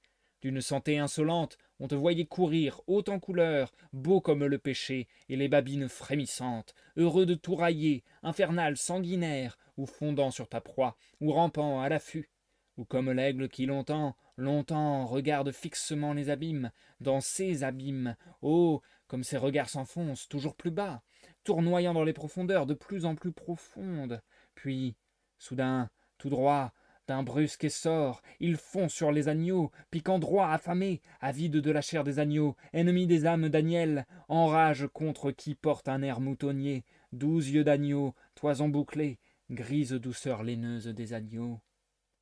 Tels, pareils à l'aigle, à la panthère, sont les désirs du poète, sont tes nostalgies aux mille masques, ô fou, ô poète. Quand tu vois l'homme, qu'il soit dieu ou mouton, qu'importe, mettre en pièces le dieu dans l'homme, et aussi le mouton dans l'homme, et rire en le déchirant, c'est là, c'est bien là ton plaisir. Ton bonheur de panthère ou d'aigle, bonheur de poète et de fou. Dans l'air où se meurt la clarté, quand déjà le croissant de lune vert entre des rougeurs de pourpre glisse jalousement, adversaire du jour, fauchant à chaque pas sournoisement les hamacs de rose, jusqu'à les faire s'abîmer, s'effondrer pâlis dans la nuit, tel moi aussi je suis déchu, de ma folie de vérité, de mon ardent désir du jour, et là du jour, malade de clarté, je suis tombé vers les bas-fonds, le soir, les ombres, brûlées et assoiffées, n'aspirant plus qu'à une seule vérité. Te souvient-il, cœur embrasé, te souvient-il combien alors tu avais soif? Là, faut-il que je sois banni de toute vérité, et rien que fou, rien que poète. De la science. Ainsi chantait le magicien, et comme autant d'oiseaux, tous ceux qui étaient assemblés là se laissaient prendre à leur insu au ré de sa volupté perfide et mélancolique. Seul le scrupuleux de l'esprit ne s'était point laissé capturer. Il arracha vivement la harpe aux mains de l'enchanteur, et s'écria « De l'air, faites entrer de l'air pur, faites entrer Zarathustra, tu alourdis et tu empoisonnes l'air de cette caverne, vieil enchanteur perfide. Perfide et subtil, tu nous suggères des désirs et des fourrés inconnus, et malheur à nous, quand tes pareils parlent de la vérité et s'en réclament. Malheur aux libres esprits sans méfiance devant des enchanteurs de pareille espèce, sans effet de leur liberté. Tu les endoctrines et les fais rentrer au cachot. Vieux démon de la mélancolie, ta plainte est une sorte d'apeau. Tu ressembles à ceux qui, en chantant les louanges de la chasteté, nous inclinent secrètement à la licence. » Ainsi parla le scrupuleux. Mais le vieil enchanteur, jetant les yeux autour de lui, jouissait de sa victoire, et ravalait sans effort le dépit que lui causaient les dires du scrupuleux. « Tais-toi, dit-il à mi-voix. Aux bonnes chansons il faut un bon écho. Après de beaux chants, il sied de garder longtemps le silence. C'est ce que font tous ces hommes supérieurs. Mais toi, tu n'as sans doute pas compris grand-chose à mon chant. Tu n'as guère le sens de la magie. »« Tu me flattes, répliqua le scrupuleux, en me distinguant de ceux-ci. Soit, mais que vois-je, vous autres? Vous voilà de nouveau avec des yeux pleins de regards lubriques. Âme libre, où est votre liberté? Vous ressemblez presque, ce me semble, à ceux qui ont longtemps regardé danser nues des filles vicieuses. Vos âmes dansent elles aussi. Vous avez sans doute plus que moi, homme supérieur, ce que l'enchanteur appelle son mauvais esprit d'imposture et de magie. Nous sommes sans doute différents. Et en vérité, nous avions assez causé et médité ensemble avant que Zarathustra revint à sa caverne, pour que je n'ignore pas que nous sommes en effet différents. Même ce que nous cherchons ici sur ces hauteurs est différent. Ce que je cherche, c'est plus de certitude, et c'est pour cela que je suis venu trouver Zarathustra, car il est à tout prendre la tour la mieux fortifiée, le vouloir le plus fort. En ces temps où tout vacille, où toute terre tremble. Mais vous, à voir les yeux que vous faites, il me semble presque que vous êtes venu chercher plus d'incertitude, plus de frissons, plus de dangers, plus de tremblements de terre. Il me semble presque, excusez ma présomption, homme supérieur, il me semble que vous devez avoir envie de la vie la plus mauvaise, la plus dangereuse, celle qui me fait à moi le plus peur, la vie des bêtes sauvages. Vous rêvez de cavernes, de forêts, de monts escarpés et de véritables dédales de précipices. Et ceux qui vous plaisent, ce ne sont pas les guides qui vous tireront le mieux hors du danger, mais ceux qui vous entraîneront loin de tout sentier, les mauvais guides. Mais bien que vous ayez réellement de tels désirs en vous, il me paraît que c'est la chose impossible. La peur est en effet un sentiment héréditaire et profond chez l'homme. La peur explique tout, le péché originel et la vertu originelle. C'est de la peur qu'est née ma vertu à moi, qui s'appelle le savoir. La peur des bêtes sauvages est celle qui a été le plus longtemps inculquée à l'homme, la peur de toutes les bêtes, y compris cette bête sauvage qu'il porte en lui et dont il a peur. C'est ce que Zarathustra appelle la brute interne. Cette longue et très ancienne peur, enfin affinée, spiritualisée, intellectualisée, c'est, à ce qu'il me semble, ce qu'on appelle science. Ainsi parla le scrupuleux. Mais Zarathustra, qui venait de rentrer dans la caverne et avait entendu ou deviné la dernière partie de ce discours, lança au scrupuleux une poignée de roses et se mit à rire de ses vérités. « Quoi » s'écria-t-il. « Qu'est-ce que je viens d'entendre ? En vérité, tu es fou, ou c'est moi qui le suis. Et ta vérité, je vais te la retourner en un clin d'œil et la mettre sans dessus-dessous. La peur, en effet, est l'exception chez nous. Mais le courage et l'esprit d'aventure, le goût de l'incertain et des prouesses inédites, le courage, en un mot, me semble résumer toute la préhistoire de l'homme. Aux animaux les plus sauvages et les plus courageux, il a envié et dérobé toutes leurs vertus. C'est ainsi qu'il est devenu homme. Ce courage, enfin affiné, spiritualisé, intellectualisé, ce courage d'homme aux ailes d'aigle et à la prudence de serpent, c'est cela qu'on appelle de nos jours, à ce qu'il me semble. « Zarathustra » s'écrièrent d'une seule voix tous ceux qui étaient assemblés là, tout en faisant de grands rires. Mais il semblait que la lourde nuée qui pesait sur eux se fût dissipée. L'enchanteur lui-même riait, et dit d'un air fin « À la bonne heure, mon mauvais esprit s'en est allé. Et ne vous ai-je pas mis moi-même en garde, en vous disant qu'il est un imposteur, un esprit d'imposture et de mensonge? Surtout quand il se montre nu. Mais que puis-je, moi, contre ces ruses? Est-ce moi qui l'ai fait, qui ai créé le monde? Allons, retrouvons notre bonne humeur et notre gaieté, et bien que Zarathustra ait l'air courroucé, voyez comme il m'en veut. Avant la nuit, il aura appris de nouveau à m'aimer et à me louer. Il ne peut vivre longtemps sans faire de pareilles folies. Lui, il aime ses ennemis. De tous ceux que j'ai vus, aucun ne pratique cet art mieux que lui. Mais en revanche, il se venge sur ses amis. Ainsi parla le vieil enchanteur, et les hommes supérieurs l'approuvèrent, et Zarathustra fit le tour de la société, serrant les mains de ses amis avec tendresse et malice, comme s'il avait quelque chose à réparer et à se faire pardonner. Mais comme il arrivait à la porte de la caverne, voici qu'il fut repris de l'envie de respirer l'air pur du dehors et de retrouver ses animaux. Et il était sur le point de se faufiler au dehors.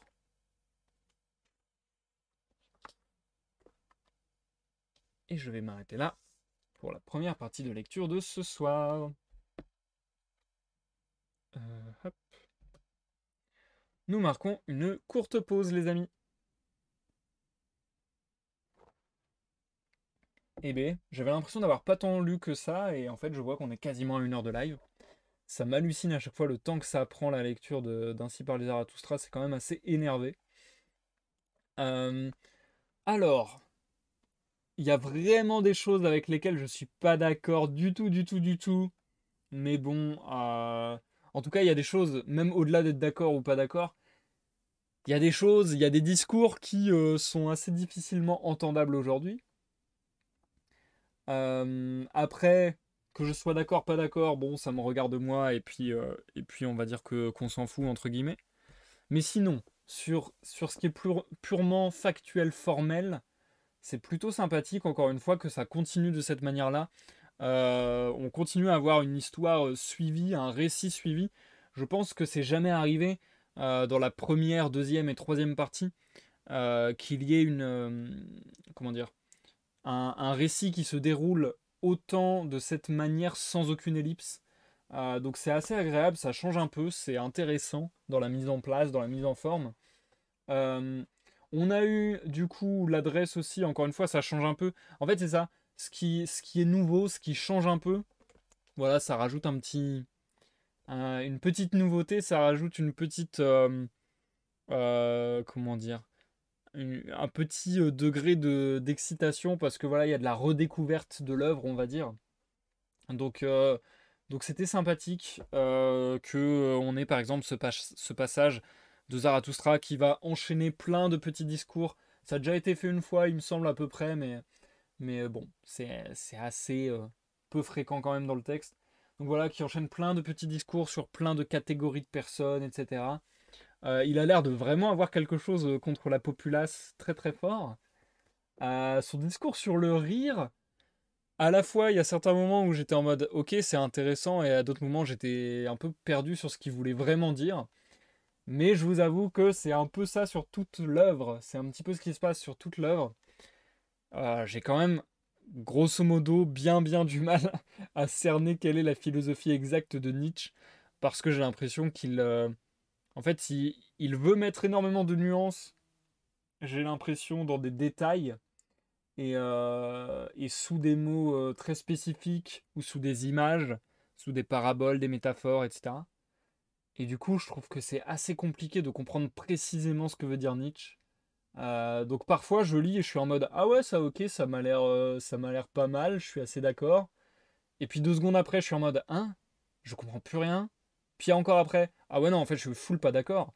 Donc voilà, je suis très mitigé sur cette lecture parce que j'arrête pas de changer d'idée en fait. J'ai beaucoup de mal à saisir la, comment dire, la doctrine exacte de Zarathustra. Genre ouais, là sur le délire du rire, d'être en mode il faut rire de soi-même et tout. Je suis en mode ok, c'est cool comme message, pourquoi pas. Et puis à d'autres moments, je me dis mais pourquoi il se moque des rieurs? Enfin, ouais.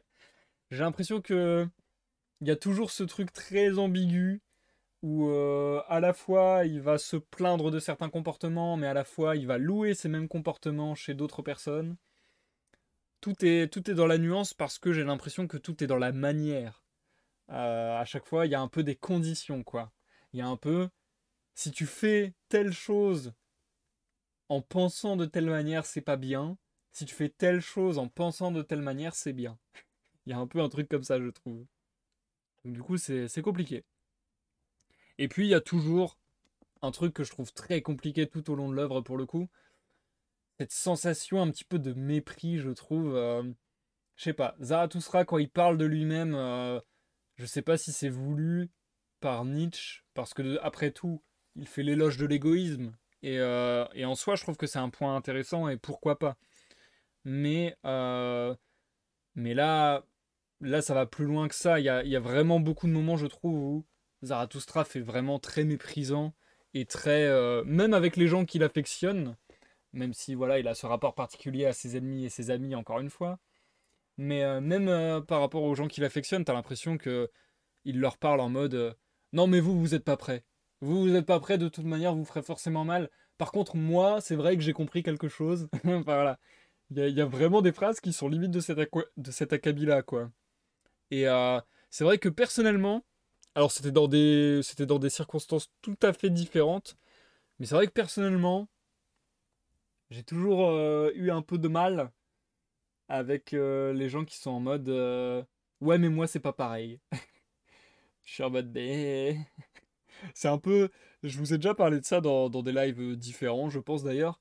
Le fait que j'aimais pas euh, les gens qui refusaient le dialogue, slash les gens qui mettaient fin au dialogue par des phrases un peu stériles qui coupent court à tout. Et du coup, bah, quand quelqu'un te dit ouais, mais non, moi c'est pas pareil, je suis en mode bon, bah ok, bah on arrête de parler alors. Enfin, genre, le moi non, c'est. Ouais, mais non, moi c'est pas pareil, ça fait vraiment. Ouais, mais tu peux dire tout ce que tu veux. De toute manière, ça s'appliquera pas à moi. Donc, bon, je suis en mode d'accord, c'est un peu triste, c'est un peu dommage. Mais ouais. Il y a plein de phrases comme ça que je déteste parce que vraiment, clairement, elles veulent juste dire non, mais je changerai pas d'avis de toute manière, ça sert à rien qu'on en parle, je suis campé sur mes positions et je trouve ta position débile. Et je trouve ça dommage, quoi. Je trouve ça dommage. Je trouve ça cool de dialoguer. Bref, parenthèse. Hmm, bien, bien, bien, bien. Du coup, je pensais avoir pris de l'avance sur ma lecture et au final, c'est quand même long. Donc, je m'empresse de regarder combien de pages il me reste. 23. Je me demande si j'ai pas lu un peu lentement en fait. Mais en même temps, j'ai pas voulu débiter trop rapidement parce qu'il y a un moment. Enfin, en fait, dès le début de la lecture ce soir, j'ai senti que. Ça doit être à cause du froid. J'ai senti que j'avais les lèvres sèches qui collaient et que c'est compliqué. C'est compliqué pour prononcer bien à l'oral. Donc j'ai l'impression de un peu trop baragouiner à mon goût ce soir. Donc voilà, du coup peut-être que j'ai naturellement un peu ralenti le rythme pour que ça reste quand même audible. Audible de Ray. J'avais ce jeu de mots nul en tête, il fallait que je le dise, sinon ça serait resté dans ma tête et ça aurait été terrible. Bien, on va pouvoir poursuivre du coup, je pense que je vais enchaîner. Je pense que je vais enchaîner parce que du coup on en a encore pour pas mal de temps. Je pense qu'on va s'approcher encore d'un live de 2 heures, hein. Allez, peut-être 1h45, peut-être 1h45. Entre 1h45 et 2 heures, quelque chose comme ça. Merci Lilith, c'est gentil. Oh là là, oh là là. Bin chance vous. Si tu es fatigué, n'hésite pas à aller te coucher, il n'y a pas de problème. Mais en tout cas, merci, c'est très gentil de ta part. Hop, on va se lancer.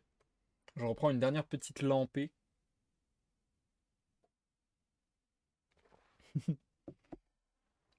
Je ne me moque pas de toi. Mais bon, si tu es fatigué, il faut dormir. Allez, sur ce, je te souhaite une bonne écoute Lilith, bonne écoute à tous dans l'ombre et bonne écoute à ceux qui me regarderaient en diffusion sur YouTube. À tout à l'heure, pour ce qui sera cette fois la fin du live, la fin de l'œuvre, la fin des temps. Bref, on aura terminé Zarathustra. Pour de bon, on est parti. Quatrième et dernière partie, suite et fin. Chez les filles du désert. 1. Alors le voyageur qui se disait l'ombre de Zarathustra lui dit « Ne t'en va pas, reste avec nous, sans quoi le poids de notre vieille tristesse nous accablerait de nouveau. Déjà ce vieil enchanteur nous a régalé de ce qu'il a de pire, et regarde donc, ce bon vieux pape si dévot a des larmes plein les yeux, et s'est de nouveau embarqué sur la mer de mélancolie. Les rois font encore bonne contenance, de nous tous ce sont eux qui ont le mieux compris la leçon d'aujourd'hui. Mais s'ils étaient seuls et sans témoins, je parie que recommencerait en eux aussi ce mauvais jeu. Le mauvais jeu des nuées errantes, des humeurs mélancoliques, des ciels couverts, des soleils escamotés et des vents hurlants de l'automne. Le mauvais jeu de nos hurlements, de nos cris de détresse. Reste avec nous, ô Zarathustra. Il y a ici beaucoup de misères cachées qui voudraient s'exprimer, beaucoup de soirs, de nuages et d'airs confinés. Tu nous as nourris de la viande d'efforts et de préceptes énergiques. Ne permets pas qu'au dessert nous assaillent de nouveau les démons de lâcheté et de mollesse. Toi seul sais rendre autour de toi l'atmosphère tonique et claire. Où ai-je jamais trouvé sur terre un air plus salubre que celui qu'on respire dans ta caverne? J'ai pourtant vu des pays en grand nombre, mes narines ont appris à déguster l'air et à l'apprécier, mais c'est auprès de toi qu'elles savourent leur plus grand plaisir. Si ce n'est, si ce n'est, pardonne à un vieux souvenir, pardonne à une vieille chanson à boire que j'ai composée chez les filles du désert. Chez elles, en effet, on respirait ce même air pur, lumineux, oriental. C'est là que je me suis senti le plus loin de cette vieille Europe nuageuse, humide et mélancolique. En ce temps-là, j'aimais les filles d'Orient et cet azur que ne ternissent jamais ni nuages ni pensées. Vous ne sauriez croire avec quelle décence elles demeuraient assises dès qu'elles cessaient leur danse, profondes mais sans pensée, comme autant de petits secrets, de mystères enrubannés, de noix que l'on casse au désert. Étranges et bariolées, en vérité, mais sans nuages, des énigmes qui se laissent deviner. C'est pour l'amour de ces filles que j'ai composé mon psaume d'après-dîner. Ainsi parla le voyageur et l'ombre, et, avant que personne lui eût répondu, il s'était déjà emparé de la harpe du vieil enchanteur, et les jambes croisées, jetait autour de lui un regard tranquille et sage, mais il aspirait l'air avec lenteur par les narines, d'un air d'inquisition, comme on déguste un air étranger dans des pays nouveaux. Puis, poussant une sorte de rugissement, il se mit à chanter. 2. Le désert gagne, malheur à qui recèle des déserts. Ah, solennel, vraiment solennel, ce digne exorde d'une solennité tout africaine. Bien digne d'un lion ou d'un singe hurleur, d'un moraliste, mais rien qui vous convienne, mes délicieuses amies, au pied desquels pour la première fois il est donné à un Européen de prendre place sous les palmiers. C'est là, miracle en vérité, me voici donc assis près du désert, et déjà si loin du désert, nullement dévasté quant à moi, mais englouti par cette oasis minuscule. Comme elle ouvrait justement en bâillant sa gueule exquise, petite gueule parfumée entre toutes les gueules, j'y suis tombé, roulant jusqu'au fond et plus loin, pour me retrouver parmi vous, mes délicieuses amies. C'est là. Honneur, honneur à la baleine, si elle sut choyer ainsi son hôte. Vous saisissez ma docte allusion? Honneur à son ventre, s'il était comme celui-ci, un charmant ventre d'oasis, mais j'en doute. Il faut vous avouer que j'arrive d'Europe, et l'Europe est plus soupçonneuse que toutes les vieilles épouses. Que Dieu l'amende. Amen. Me voici donc dans cette oasis minuscule, telle une datte brune, sucrée, gonflée d'or, et qui rêve d'une ronde bouche de jeune fille, et surtout de dents virginales, glacées, neigeuses et tranchantes. C'est de quoi rêvent en effet les cœurs de toutes les dattes brûlantes, celle-là. Pareille à ces fruits du midi, et trop pareille à eux, me voilà donc gisant ici, environné d'un vol d'insectes minuscules, qui viennent me flairer et se jouer autour de moi, assailli de mille désirs et de caprices, plus menus encore, plus fous, plus coupables, assiégés par vous, chattes muettes et songeuses, doudous et soulaïkas, ensphinxés, si je veux enfermer en un mot beaucoup d'impressions. Dieu me pardonne un tel péché contre la langue. Me voici donc humant un air délicieux, un air de paradis en vérité, un air léger, lumineux, strié d'or, le meilleur air qui soit jamais chu de la lune. Fût-ce hasard, fût-ce bravade, comme le content les poètes d'autrefois? Mais moi, douteur, je le révoque en doute, car j'arrive d'Europe, d'une Europe plus soupçonneuse que toutes les vieilles épouses. Que Dieu l'amende. Amen.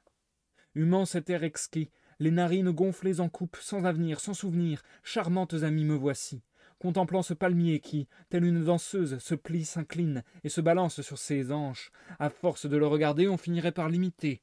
Pareil à la danseuse qui, je crois, est restée trop longtemps, et plus qu'il n'est prudent, perché sur une seule jambe jusqu'à en oublier, je crois, son autre jambe.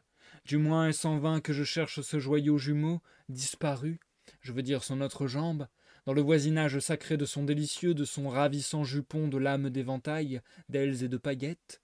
Même si vous voulez m'en croire, belles amies, je pense qu'elle l'a perdu. Disparu, pour toujours disparu, son autre jambe. Quel dommage! Cette autre jambe, si jolie, où peut-on bien l'avoir laissée? En quel triste abandon cette jambe esselée? Peut-être en proie à la terreur d'un féroce lion aux boucles d'or, voire déjà rongée et grignotée. Quelle pitié, hélas, grignotée! C'est là. Ne pleurez pas, je vous en prie. Tendre cœur, ne pleurez pas. Cœur de datte, sein de lait, petit cœur de réglisse. Ne pleure plus, pas le doudou. Sois un homme, Soulaïka. Courage, courage. Ou peut-être, qui sait, un tonique, un cordial serait ici en place, un sage avis tout plein d'onction, une exhortation solennelle. Ah, redresse-toi, ma dignité. À moi, vertu, dignité de l'Européen. Souffle, souffle de nouveau, soufflez de forge de la vertu. Ah, rugir une fois encore, rugir en moraliste, comme un lion de la morale, rugir devant les filles du désert. Car le rugissement de la vertu, délicieuse fille, est plus puissant que toutes les ardeurs de l'Européen, que la fringale de l'Européen, et je me retrouve soudain, Européen. Je ne puis autrement que Dieu me soit en aide. Amen.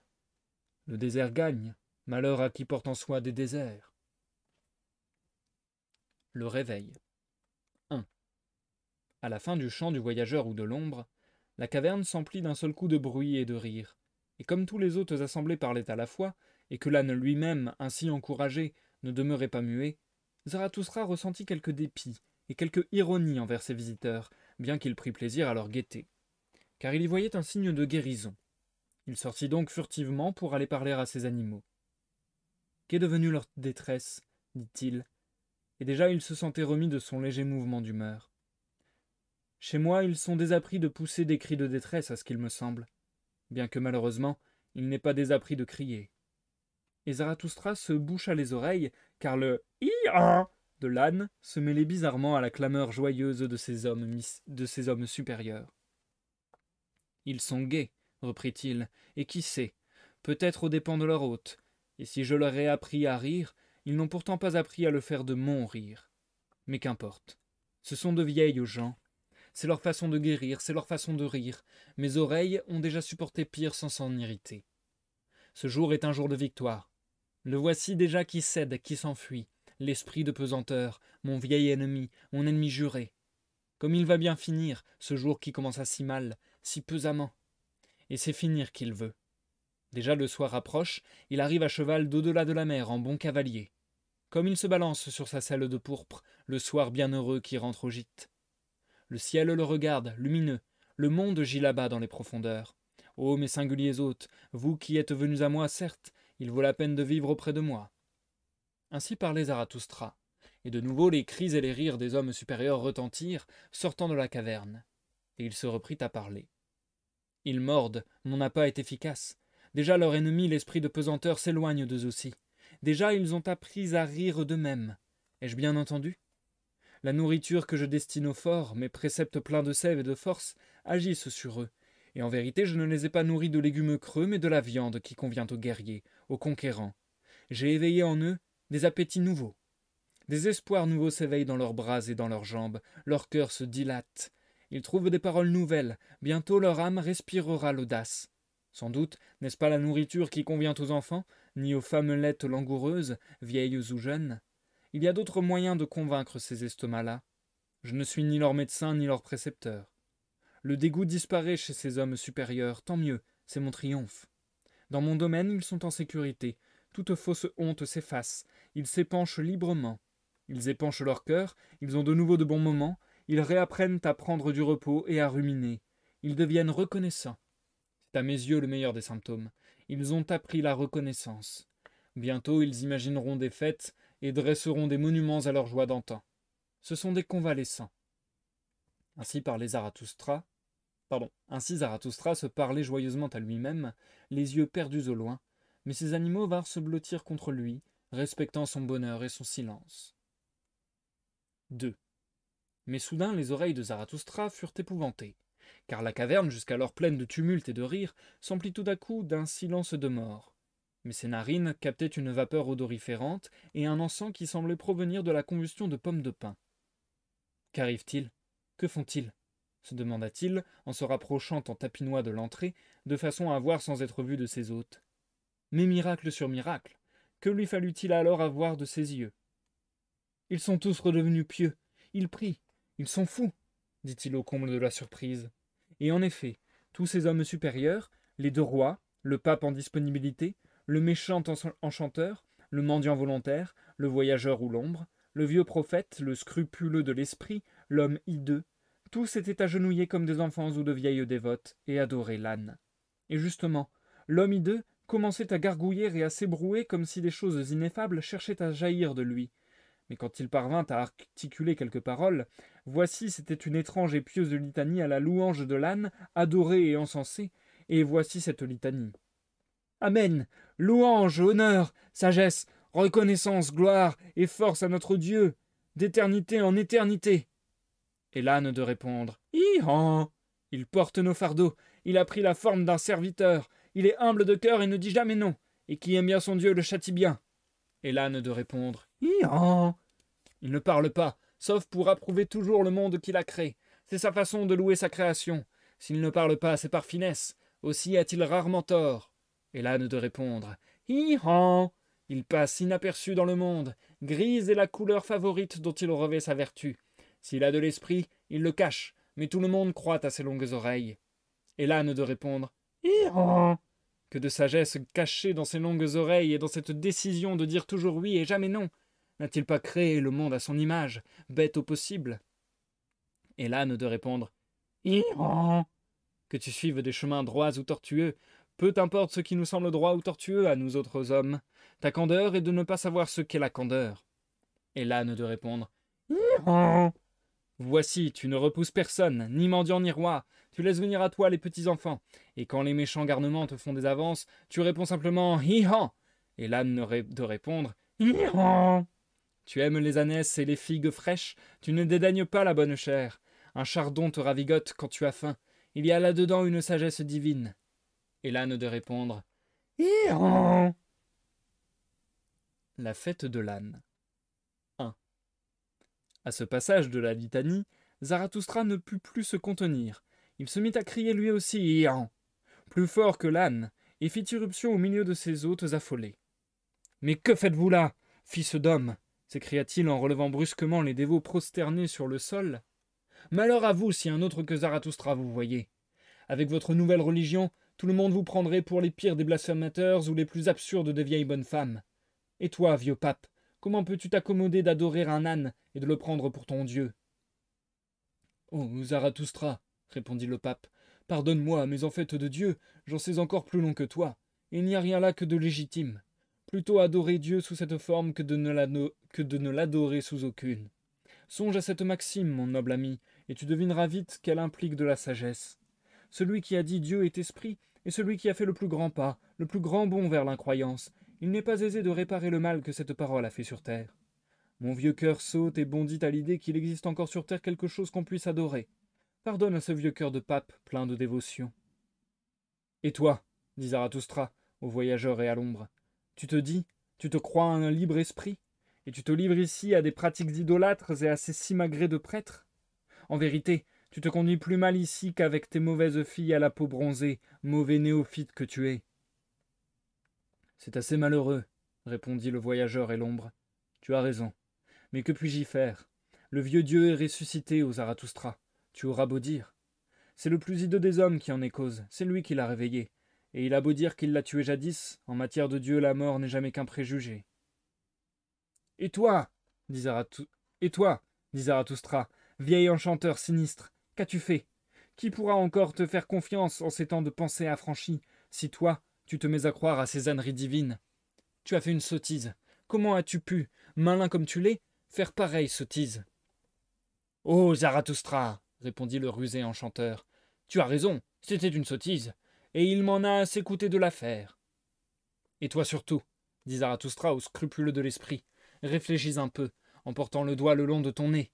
Ce qui se passe ici ne choque donc pas ta conscience? Ton esprit n'est-il pas trop net pour ces prières et pour le fumet qu'exhale cette dévote confrérie? Il y a du vrai dans ce qui se passe là, répondit le scrupuleux, un doigt posé le long du nez. Il y a même dans ce spectacle quelque chose qui réconforte ma conscience. Il se peut que je n'ai pas le droit de croire en Dieu, mais une chose est certaine, c'est sous cette forme que je croirai le plus aisément en lui. Dieu est éternel, s'il faut en croire les gens pieux. Quand on a tant de temps devant soi, on prend son temps. En avançant aussi lentement, aussi bêtement que possible. De cette façon, un Dieu pareil peut aller loin. Et quand on a trop d'esprit, il est permis de raffoler de tant de sottises et de folies. Songe à toi-même, ô Zarathustra. Toi-même, en vérité, tu pourrais bien, à force de richesse et de sagesse, être changé en âne. Le sage le plus accompli n'aime-t-il pas à suivre les chemins les plus tortueux? C'est d'une évidence qui saute aux yeux, ô Zarathustra. Voir à tes propres yeux. Et toi, enfin, dit Zarathustra en s'adressant au plus hideux des hommes, qui demeurait prosterné en terre, les bras tendus vers l'âne, à qui il offrait du vin à boire. Parle, innommable, qu'as-tu fait là? Tu me parais transformé, ton œil brille, ta laideur se drape dans le manteau du sublime. Qu'est-ce donc que tu as fait? Est-ce vrai ce que disent les autres, que c'est toi qui l'as ressuscité? Et pourquoi? N'avait-il pas été exécuté et liquidé à bon droit? Toi-même tu me parais ressuscité, qu'as-tu fait? Pourquoi es-tu revenu en arrière? Pourquoi t'es-tu converti? Parle, innommable! Oh, Zarathustra, répondit le plus hideux des hommes, tu n'es qu'un fripon. Quant à savoir si celui-là est vivant ou ressuscité ou complètement mort, qui de nous deux le sait le mieux, je te le demande. Mais il y a une chose que je sais, et c'est toi qui me l'as enseigné jadis, ô Zarathustra. Quand on veut tuer radicalement, on rit. Ce n'est pas la colère, c'est le rire qui tue. Voilà ce que tu disais autrefois. Ô Zarathustra, homme retors, destructeur impassible, saint pernicieux, tu n'es qu'un fripon. 2. Mais il advint alors que Zarathustra, surpris de tant de réponses malicieuses, recula d'un bond jusqu'à l'entrée de sa caverne, et s'écria d'une voix forte. Ô fripons, tous tant que vous êtes, ô farceurs! Pourquoi vous déguiser et vous travestir à mes yeux? Comme vos cœurs à tous frétillés de joie et de malice en vous sentant redevenus semblables aux petits enfants, je veux dire pieux, parce que vous faisiez de nouveau ce que font les petits enfants, qui prient en joignant les mains et disent mon bon Dieu. Mais à présent, vous allez déguerpir de cette chambre d'enfant, de ma propre caverne où s'étale aujourd'hui tant d'enfantillage. Allez mettre au frais, dehors, l'ardeur de votre pétulance enfantine et votre tapage sentimental. Il est vrai que, si vous ne redevenez semblables aux petits enfants, vous n'entrerez point dans le royaume des cieux. Et Zarathustra montrait du doigt le ciel. Mais quant à nous, nous ne voulons nullement aller au royaume des cieux. Nous sommes devenus hommes. Ainsi, ce que nous voulons, c'est le royaume de la terre. 3. Et Zarathustra reprit encore une fois la parole. Ô mes nouveaux amis, dit-il, hommes singuliers, hommes supérieurs, que vous me plaisez à présent, depuis que vous avez retrouvé la gaieté. Vous en êtes tout épanouis en vérité. Il me semble qu'à des fleurs comme vous, il faut des fêtes nouvelles.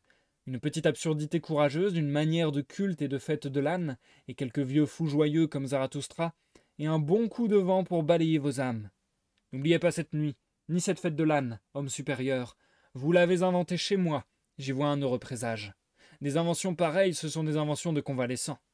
Et quand vous célébrerez de nouveau cette fête de l'âne, faites-le pour l'amour de vous, faites-le aussi pour l'amour de moi, et en mémoire de moi. Ainsi parlait Zarathustra. La chanson ivre. 1. Cependant, ils étaient sortis l'un après l'autre dans la nuit fraîche et rêveuse. Mais Zarathustra conduisait par la main le plus hideux des hommes pour lui montrer son univers nocturne, et la grande lune ronde, et les cascades d'argent auprès de sa caverne. Enfin, ils firent halte, silencieux et côte à côte, tous vieilles gens, mais le cœur regardit et courageux, surpris à part eux de se sentir si heureux sur terre. Cependant, le mystère de la nuit étreignit de plus en plus leur cœur. Et de nouveau, Zarathustra pensa à part soi. Oh, comme je les aime à présent, ces hommes supérieurs. Toutefois, il ne le dit pas, par respect pour leur bonheur et leur silence. Mais il arriva alors la chose la plus surprenante de toutes au cours de cette longue et surprenante journée.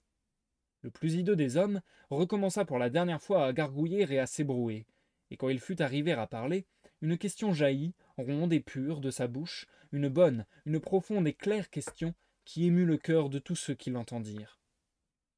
Vous tous, mes amis, dit le plus hideux des hommes, que vous en semble.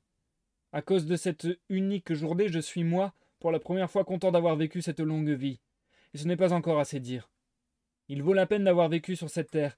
Une seule journée, une seule fête chez Zarathustra m'a enseigné à aimer la vie. C'était donc cela, la vie, dirais-je à la mort? Eh bien, recommençons. Mes amis, que vous en semble? Ne voulez pas, comme moi, dire à la mort? Ne voulez-vous pas, comme moi, dire à la mort? C'était donc cela la vie? Alors, soit, pour l'amour de Zarathustra, recommençons. Ainsi parla le plus hideux des hommes, mais minuit approchait. Et que croyez-vous qu'il arriva? Dès que les hommes supérieurs eurent entendu sa question, ils se sentirent transformés et guéris et se souvinrent de celui à qui ils devaient cette guérison. Et ils s'élancèrent vers Zarathustra, le remerciant, l'adorant, le caressant, lui baisant les mains, chacun à sa façon, les uns riant, les autres pleurant. Mais le vieux prophète dansait de joie. Et s'il est vrai, comme le pensent certains auteurs, qu'il fut alors plein de vin doux, il était certainement plus plein encore de la douceur de vivre et avait oublié toute lassitude. D'aucuns racontent même que l'âne aurait dansé lui aussi ce jour-là, car ce n'est pas sans effet que le plus hideux des hommes lui avait fait boire du vin. Quoi qu'il en soit, si l'âne n'a pas dansé ce jour-là, on vit cette fois de plus singuliers prodiges que la danse d'un âne. Enfin, comme dit le dicton de Zarathustra, qu'importe. 2. Mais Zarathustra, voyant ce qui arrivait au plus hideux des hommes, était pareil à un homme ivre. Son regard s'était éteint, sa langue balbutiée, ses jambes flageolées. Et qui pourrait deviner les pensées qui effleuraient alors son âme? Et son esprit visiblement le quitta, et s'en alla planer au-dessus de lointaines contrées, comme sur une crête élevée entre deux mers, ainsi qu'il est écrit, suspendu comme un lourd nuage entre le passé et l'avenir. Et peu à peu, alors que les hommes supérieurs le tenaient entre leurs bras, il revint à lui et repoussa des deux mains l'insistance de ses adorateurs soucieux. Il ne disait rien. Tout à coup, cependant, il tourna vivement la tête comme s'il entendait quelque son, posa le doigt sur ses lèvres et dit venez !» Et aussitôt, tout fut silence et mystère alentour. Mais un son de cloche montait lentement des profondeurs. Zarathustra prêta l'oreille ainsi que les hommes supérieurs, puis posa de nouveau le doigt sur ses lèvres et répéta « Venez, venez, minuit approche !» Et sa voix était changée, mais il ne bougeait toujours pas de place. Alors le silence et le mystère redoublèrent, et tous avaient l'oreille tendue, l'âne aussi, et les animaux héraldiques de Zarathustra, l'aigle et le serpent, et la caverne de Zarathustra, et la grande lune fraîche, et la nuit elle-même. Mais Zarathustra posa pour la 3e fois le doigt sur ses lèvres, et dit « Venez, venez, venez, partons à présent, c'est l'heure, allons-nous-en par la nuit. » 3. Homme supérieur, minuit approche. Je vous dirai alors à l'oreille ce que cette vieille cloche me dit aussi à l'oreille. Un secret terrible et réconfortant comme celui qui me dit cette cloche de minuit, dont l'expérience est plus longue que celle d'aucun homme, et qui a déjà compté les battements de cœur et les douleurs de vos pères. Hélas, hélas, comme elle soupire, comme elle rit en rêve, cette antique, cette profonde, profonde ténèbre de minuit. Silence, silence. On discerne à présent bien des voix qui ne peuvent s'élever pendant le jour. Mais à présent, dans l'air rafraîchi, quand vos cœurs font silence, à présent elles parlent, elles se font entendre, elles pénètrent dans les âmes nocturnes et lucides. Hélas, hélas, comme elle soupire, comme elle rit en rêve. Ne l'entends-tu pas qui te parle en secret, terrible et cordiale, cette antique, cette profonde, profonde ténèbre de minuit? Humain, écoute. 4. Malheur à moi. Où le temps s'est-il englouti? Dans quel puits profond suis-je tombé? Le monde dort. Hélas, hélas, le chien hurle, la lune brille. Je préférerais mourir, mourir plutôt que de vous dire ce que pense en ce moment mon cœur de minuit. Déjà je suis mort. Tout est fini. Araignée, pourquoi viens-tu tisser ta toile autour de moi? Veux-tu du sang? Hélas, hélas, la rosée tombe, l'heure approche, l'heure qui me fera grelotter et frissonner, me demandant et me redemandant sans cesse qui en aura le courage, qui sera le maître de la terre, qui osera dire voici dans quel sens vous devez couler, fleuves petits et grands. L'heure approche, homme, homme supérieur, prends garde. Ce discours est pour des oreilles subtiles, pour tes oreilles. Que dit minuit de sa voix grave? 5. Je me sens emporter, mon âme danse. Ô ma tâche, qui sera le maître de la terre? La lune est fraîche, le vent s'est tu. Hélas, hélas, n'avez-vous pas volé assez haut? Vous avez dansé, mais une jambe n'est pas encore une aile. Bon danseur, tout plaisir est mort. Le vin s'est changé en lit, les coupes se sont affadies. Un murmure sort des tombeaux. Vous n'avez pas volé assez haut, à présent un murmure sort des tombeaux. Délivrez donc les morts. Pourquoi la nuit est-elle si longue? Ne sommes-nous point ivres de clair de lune? Homme supérieur, délivrez donc les tombeaux, réveillez les cadavres. Hélas, qu'est-ce que le ver ronge encore? L'heure est proche, l'heure est proche. La cloche gronde, le cœur grince encore. Le ver ronge encore le bois, ronge encore le cœur. Hélas, hélas, le monde est profond. 6. Douce lyre, douce lyre. J'aime ta note pareille à la note enivrée du crapaud. Du fond de quel passé, de quelle distance me parvient ta voix, venue de si loin, des étangs de l'amour? Vieille cloche, douce lyre, toute douleur te frappe au cœur, douleur paternelle, douleur ancestrale, douleur des aïeux les plus reculés. Ton verbe a mûri comme l'automne et l'après-midi doré, comme mon cœur de solitaire. Tu parles à présent, le monde lui-même a mûri, le raisin se dore, et à présent il souhaite mourir, mourir de bonheur. Homme supérieur, ne sentez-vous pas ce parfum? Un parfum qui monte vers nous secrètement? Un parfum, une odeur d'éternité? Le bouquet qu'un vin d'or bruni, délicieux comme un parfum de rose, le parfum d'un très ancien bonheur? Du bonheur enivré de mourir à minuit, du bonheur qui chante. Le monde est profond, plus profond que le jour ne l'imagine. 7. Arrière, arrière, je suis trop pur pour toi, ne me touche pas. Le monde ne vient-il pas pour moi de toucher à sa perfection? Ma peau est trop nette pour tes mains. Laisse-moi, jour stupide, balourd, obscur, minuit n'est-il pas plus lumineux? Les plus purs seront les maîtres de la terre, les plus ignorés, les plus forts, les âmes de minuit, plus claires et plus profondes que le jour. Ô jour, Tu tâches encore de me saisir? Tu cherches à tâtons mon bonheur? Tu me crois riche, solitaire, une mine de trésors, une chambre pleine d'or? Au jour, c'est moi que tu veux. Me crois-tu profane? Me crois-tu sacré? Me crois-tu divin? Mes jours et monde, vous êtes trop balourds. Tâchez donc d'avoir des mains plus expertes, de vous emparer d'un bonheur plus profond, d'un malheur plus profond, de vous emparer d'un Dieu. N'essayez pas de vous emparer de moi. Mon malheur, mon bonheur sont profonds. Jour étrange, mais je ne suis pourtant pas un Dieu, ni l'enfer d'un Dieu. Profonde est sa douleur. 8. La douleur de Dieu est plus profonde, ô monde étrange. Empare-toi de la douleur de Dieu et non de moi. Que suis-je en effet? Une douce lyre enivrée, une lyre de minuit, l'appel flûté du crapaud. Nul ne me comprend, mais je dois parler à des sourds, hommes supérieurs, car vous ne me comprenez point. Passez, passez, ô ma jeunesse, ô midi, ô après-midi. Maintenant le soir est venu, la nuit, minuit, le vent hurle comme un chien. Le vent n'est-il point un chien? Il gémit, il jappe, il hurle, comme elle soupire, comme elle rit, comme elle râle, et halète la nuit de minuit. Comme elle parle avec sagesse, cette poétesse enivrée. Elle a sans doute noyé dans le vin son ivresse.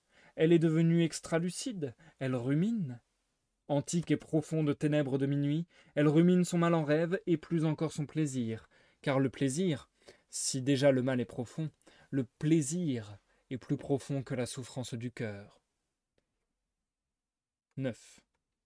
Cèpe de vigne, pourquoi me donnes-tu des louanges? Je t'ai taillé, je suis cruel, tu saignes. Que signifient les louanges que tu donnes à ma cruauté enivrée? Tout ce qui touche à sa perfection, tout ce qui est mûr veut mourir, dis-je. Béni, béni soit la serpe du vigneron. Mais tout ce qui est encore vert veut vivre, hélas, pour mûrir, pour connaître la joie et le désir. Le mal dit, passe, va-t'en, ô mal. Mais tout ce qui souffre veut vivre pour mûrir, pour connaître la joie et le désir des choses lointaines, plus hautes, plus claires. Je veux des héritiers, dit tout ce qui souffre, je veux des enfants, ce n'est pas moi que je veux. Mais le plaisir ne veut pas d'enfants, ni d'héritiers. Le plaisir se veut lui-même, il veut l'éternité, il veut le retour, il veut tout, éternellement pareil à soi. Le mal dit, brise-toi, saigne, ô cœur, marche, pied, elle, vole, en avant monte aux douleurs. Allons, courage, mon vieux cœur. La douleur dit, disparaît. 10. Homme supérieur, que vous en semble? Suis-je un prophète? Un rêveur? Un homme ivre? L'interprète des songes, la cloche de minuit? Une goutte de rosée? Une vapeur, un parfum d'éternité? N'entendez-vous pas, ne sentez-vous pas que le monde, le mien, vient de toucher à sa perfection? Minuit, c'est aussi midi. La douleur est plaisir aussi, la malédiction est bénédiction. La nuit est un soleil aussi. Allez-vous-en, ou apprenez qu'un sage, c'est aussi un fou. Avez-vous jamais dit oui à un plaisir? Oh mes amis, vous avez alors dit oui en même temps à toute douleur. Toutes choses sont enchaînées, enchevêtrées, amoureusement liées. Avez-vous jamais souhaité qu'une fois devint deux fois? Avez-vous jamais dit « Tu me plais, bonheur, reviens un instant » Alors vous avez souhaité le retour de toutes choses. Toutes revenant de nouveau, toutes éternelles, enchaînées, enchevêtrées, amoureusement liées. Oh, c'est ainsi que vous avez aimé le monde. Vous-mêmes éternels, vous l'aimez éternellement et en tout temps. Et même au mal vous dites « Disparais mais reviens », car tout plaisir veut éternité. 11. Tout plaisir veut l'éternité de toutes choses, veut le miel, veut la lie, veut l'ivresse de minuit, veut les tombes, veut la consolation des larmes funéraires, veut la splendeur dorée du couchant. Que ne veut le plaisir? Il est plus avide, plus tendre, plus affamé, plus terrible, plus secret que tous les maux. Il se veut lui-même, il mord dans sa propre chair, en lui agit la volonté du cycle éternel. Il veut l'amour, il veut la haine, il est d'une richesse surabondante, il donne, il gaspille, il supplie qu'on accepte ses dons, il remercie ceux qui acceptent, il souhaite qu'on le haïsse. Si riche est le plaisir qu'il a soif de douleur, d'enfer, de haine, d'opprobre, d'infirmité, de monde, ce monde que vous connaissez bien. Homme supérieur, il a soif de vous, ce plaisir indomptable et bienheureux, soif de vos maux, créature malvenue.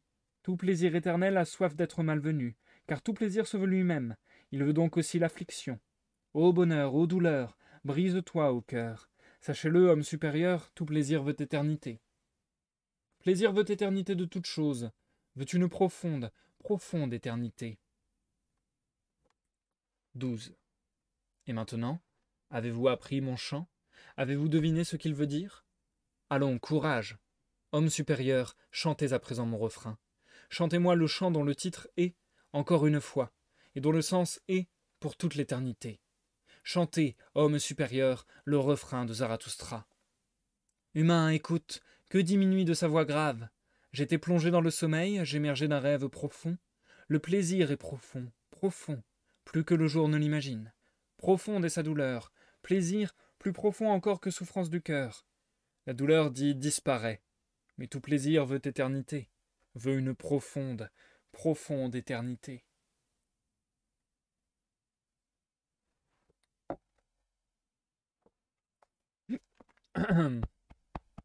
Pardon.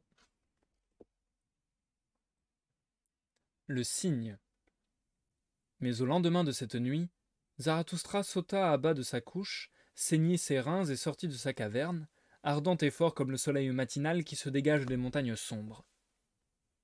Grand astre, dit-il, comme il l'avait dit autrefois, profond œil du bonheur, que serait ton bonheur si tu n'avais ceux que tu éclaires? Et s'ils restaient dans leurs chambres alors que déjà tu es éveillé, que tu viens pour prodiguer tes dons et les répandre, comme ta fière pudeur s'en irriterait. Mais s'ils dorment encore, ces hommes supérieurs, moi je suis éveillé. Ce ne sont pas là mes vrais compagnons. Ce n'est pas eux que j'attends ici sur ma montagne. Je veux aller vers mon œuvre, vers ma journée. Mais ils ne comprennent pas les signes avant-coureurs de mon aurore. Mon pas ne les tire pas du sommeil. Ils dorment encore dans ma caverne, leur rêve se nourrit encore de mes chants d'ivresse. Mais l'oreille qui m'entendra, l'oreille qui m'obéira, ne leur a pas encore été donnée. Zarathustra se disait ces choses en son cœur comme le soleil montait.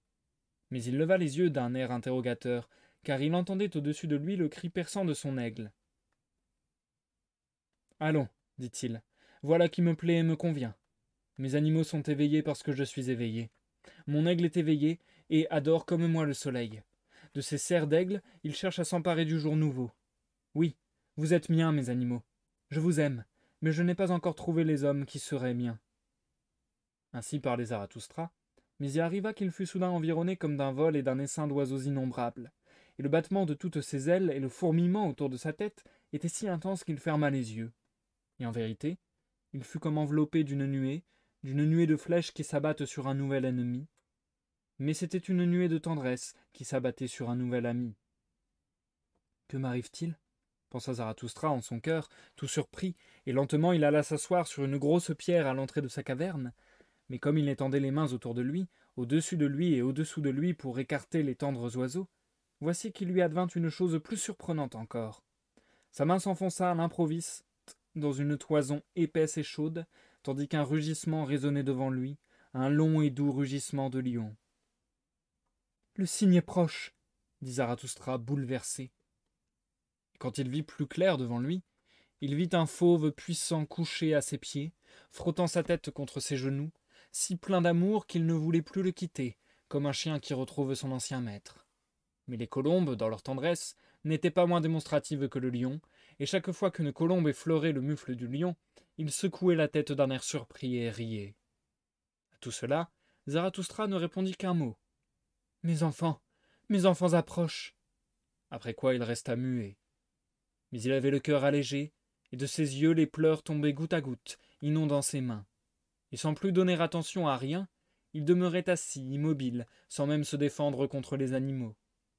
Alors les colombes se mirent à volter autour de lui, à se poser sur ses épaules et à becqueter ses cheveux blancs, infatigables dans leur tendresse et leur joie.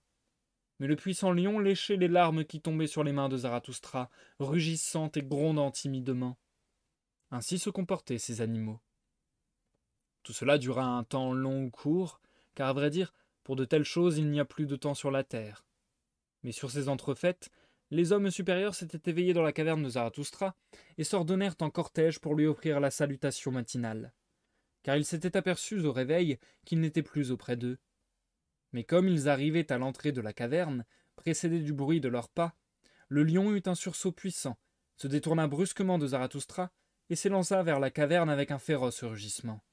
Et les hommes supérieurs, l'entendant rugir, hurlèrent tous d'une seule voix, s'enfuirent et disparurent en un clin d'œil.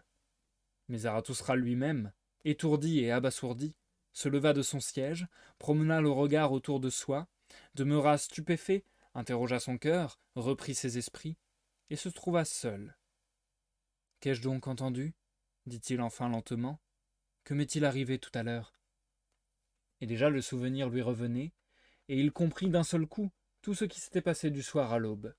« Voici pourtant la pierre, dit-il en se lissant la barbe, sur laquelle je me suis assis hier matin. Et c'est ici que le prophète m'a abordé, et c'est ici que j'ai entendu pour la première fois le cri que je viens d'entendre de nouveau, le grand cri de détresse. Homme supérieur, c'est de votre détresse que ce vieux prophète me parlait hier matin. Il voulait user de votre détresse pour me séduire et me persuader. Ô Zarathustra, me disait-il, je viens t'induire en ton dernier péché. Mon dernier péché s'écria Zarathustra, riant avec colère de ses propres paroles. Quelle perspective me reste-t-il encore si ce n'est celle de mon dernier péché? Et de nouveau, Zarathustra s'absorba en lui-même et se rassit sur la grosse pierre pour réfléchir. Soudain, il se leva d'un bond. La pitié pour l'homme supérieur s'écria-t-il, et son visage semblait couler dans les reins. Cela a eu son heure. Que je pâtisse ou compatisse, qu'importe. Est-ce à mon bonheur que j'aspire? J'aspire à mon œuvre. Debout. Le lion est venu, mes enfants approchent. Zarathustra a mûri, mon heure est venue. Voici mon aube, mon jour se lève. Parez à présent, monte au ciel, ô grand midi. Ainsi parla Zarathustra, et il quitta sa caverne, ardent et fort comme le soleil matinal qui se dégage des sombres montagnes. Et c'est la fin de la 4e et dernière partie. C'est donc également la fin d'Ainsi parle Zarathustra, écrit par Friedrich Nietzsche. Ce sera donc également la fin du live, vous l'aurez compris. Nous passons à l'outro. Ok. Eh bien, pour le coup, à la fois, il y avait vraiment des images très très poétiques, des scènes quasiment... punaise, à chaque fois j'oublie ce mot en ce moment. C'est un mot que je connaissais super bien et que j'arrête pas d'oublier en ce moment. Je vais le rechercher. Relatif au rêve. Onirique, voilà. Bordel de chiottes. Donc oui, je trouve que c'était particulièrement onirique ces scènes-là. Particulièrement poétique. Et en même temps avec toujours ce soupçon de philosophie. Et du coup, c'est intéressant de voir qu'à la fin de l'œuvre, Zarathustra est parvenu à cette fameuse transformation dont il parlait, d'aller du chameau au lion, puis à l'enfant. Donc là, il est parvenu au lion, mais il n'est pas allé au bout. Genre, il est en mode, les enfants arrivent. Il n'est pas encore arrivé aux enfants. Donc c'est marrant de voir qu'on quitte finalement Zarathustra en cours de chemin, entre guillemets. Et du coup, maintenant qu'on a vu le lion, je comprends beaucoup plus la couverture du bouquin, le lion dans le ciel comme ça. C'est vrai que ça fait un peu image onirique comme ça. Donc très intéressant, et à la fois c'est vrai qu'il y a presque un goût de mince, est-ce que le parcours de Zarathustra est réellement terminé? Euh, A priori pas tellement, et j'ai une petite info supplémentaire que je vous donne, que j'ai lue sur Wikipédia quand j'ai commencé à lire l'œuvre, donc j'espère ne pas me tromper. Encore une fois, ne prenez pas tout ce que je dis pour argent comptant, mais si ça vous intéresse, allez jeter un œil. A priori, c'était prévu qu'il y ait un 5e livre. C'était prévu qu'il y ait un 5e livre. Au final, Nietzsche s'y est refusé. Et apparemment, dans le 5e livre, il aurait dû y avoir le suicide de Zarathustra. Ça aurait dû être la fin, a priori, du 5e livre, il me semble. J'avoue ne pas tout comprendre, mais voilà. Je suis content d'avoir découvert Nietzsche avec vous. Mon ressenti global est le même que celui que je vous ai communiqué tout au fur et à mesure des lives.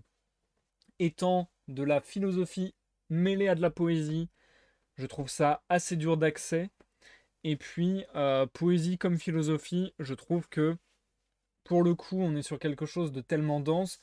Soit il faudrait prendre le temps de vraiment étudier dans le détail chaque passage, soit il faudrait au contraire picorer au fur et à mesure d'un long temps les idées qui pourraient nous plaire et ainsi de suite. Je vous avoue que là, c'est quand même assez long et que c'est pas évident de s'accrocher de bout en bout pour moi. Mais bon, ça reste sympathique. Ça reste sympathique. Euh, Qu'est-ce que j'avais encore à dire? J'aime bien l'idée qui est communiquée à la fin. C'est vrai qu'on l'a déjà croisé, mais là, je préférais la manière dont c'était exprimé. J'aime bien quand même cette idée et je suis assez raccord, je pense, avec cette idée, même si dans les détails, pour les moyens d'y arriver, je pense pas être d'accord du tout avec Nietzsche, mais bon, ça sera au goût de chacun, à la réflexion de chacun. Mais j'aime assez bien cette idée du rire et d'enlever ce problème de pesanteur, de vouloir faire de la vie quelque chose de plus léger. Ça, c'est quelque chose que je trouve assez cool. C'est quelque chose que je trouve assez cool. Et c'est la petite tirade sur le fait que le sage est aussi le fou et ainsi de suite. Je trouve que c'était intéressant, encore une fois, dans cet ordre d'idées. Après, ouais, ça reste quand même, je vais pas vous mentir, assez obscur, assez opaque pour moi. Je suis pas sûr d'avoir tout compris non plus, hein. En tout cas, j'espère que la lecture vous aura plu.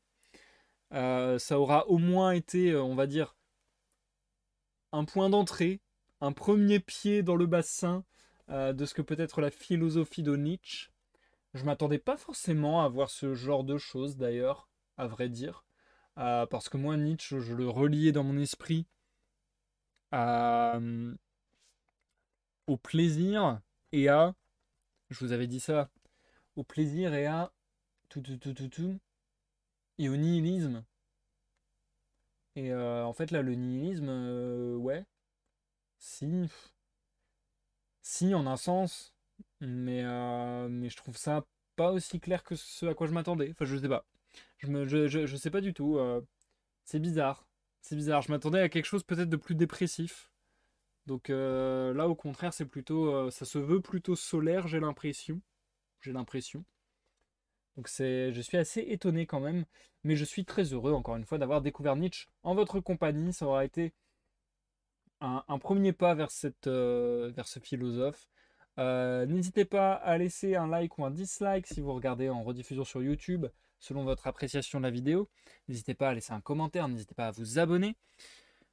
N'hésitez pas également à me dire, tiens, pourquoi pas, si vous voulez encore de la poésie, encore de la philosophie dans les temps à venir, dans les temps futurs. Est-ce que c'est quelque chose dont vous êtes friand? C'est sûr que c'est une lecture un petit peu spéciale du coup. J'en ai fait déjà plusieurs fois. J'essaie d'en faire pas trop souvent parce que c'est quand même un exercice particulier et une écoute aussi, j'imagine, particulière. Mais voilà, n'hésitez pas à me dire si ça vous intéresserait qu'on continue un petit peu à découvrir des philosophes, à découvrir de la poésie, tout ça. Parce que je commence à en avoir fait pas mal quand même. Et bon, il y en a plein, hein, bien sûr. Mais je commence à en avoir fait pas mal. Et du coup, bah, il va falloir que j'aille dans peut-être des trucs un petit peu moins connus si je veux y retourner les prochaines fois. Donc voilà, je serais curieux de ça. Je serais curieux de ça. Sinon, comme je vous disais, cette semaine, demain et ou vendredi, demain et ou jeudi, ou aucun des deux jours, je ne sais pas vous dire encore, il y aura sûrement un ou deux lives sur... euh, Bon, du coup, ma phrase, elle veut rien dire, mais vous avez compris. Demain et après-demain, soit il y a zéro, soit il y a un, soit il y a deux lives sur Little Nightmares. Et puis, sinon, fin de semaine, c'est mon anniversaire, donc je fais une petite pause, et puis ça tombe bien parce que je saute le live de lecture vu que je viens d'en terminer une. Et d'ailleurs, je ne vais pas en reprendre une la semaine prochaine à proprement parler, dans le sens où on ne va pas enchaîner avec ce que j'avais prévu à la base. On va enchaîner avec des petits lives pour remplacer, on va dire, pour finir l'année avant la pause des fêtes de fin d'année. Donc, live de gaming, live découverte de l'univers de League of Legends, live ça me rappelle une histoire potentiellement, live de lecture de pièces de théâtre. Bref, C'est à peu près ce que j'imagine pour la semaine du 12 au 18. Donc voilà, vous êtes prévenus comme ça. Vous pouvez voir venir. Bien. Je m'arrête là parce que je sens quand même que je bafouille pas mal et que j'ai du mal.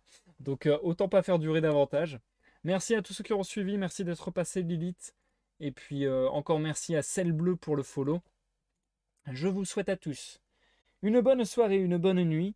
Et vous dis à très vite pour, a priori donc, du gaming. Bye bye.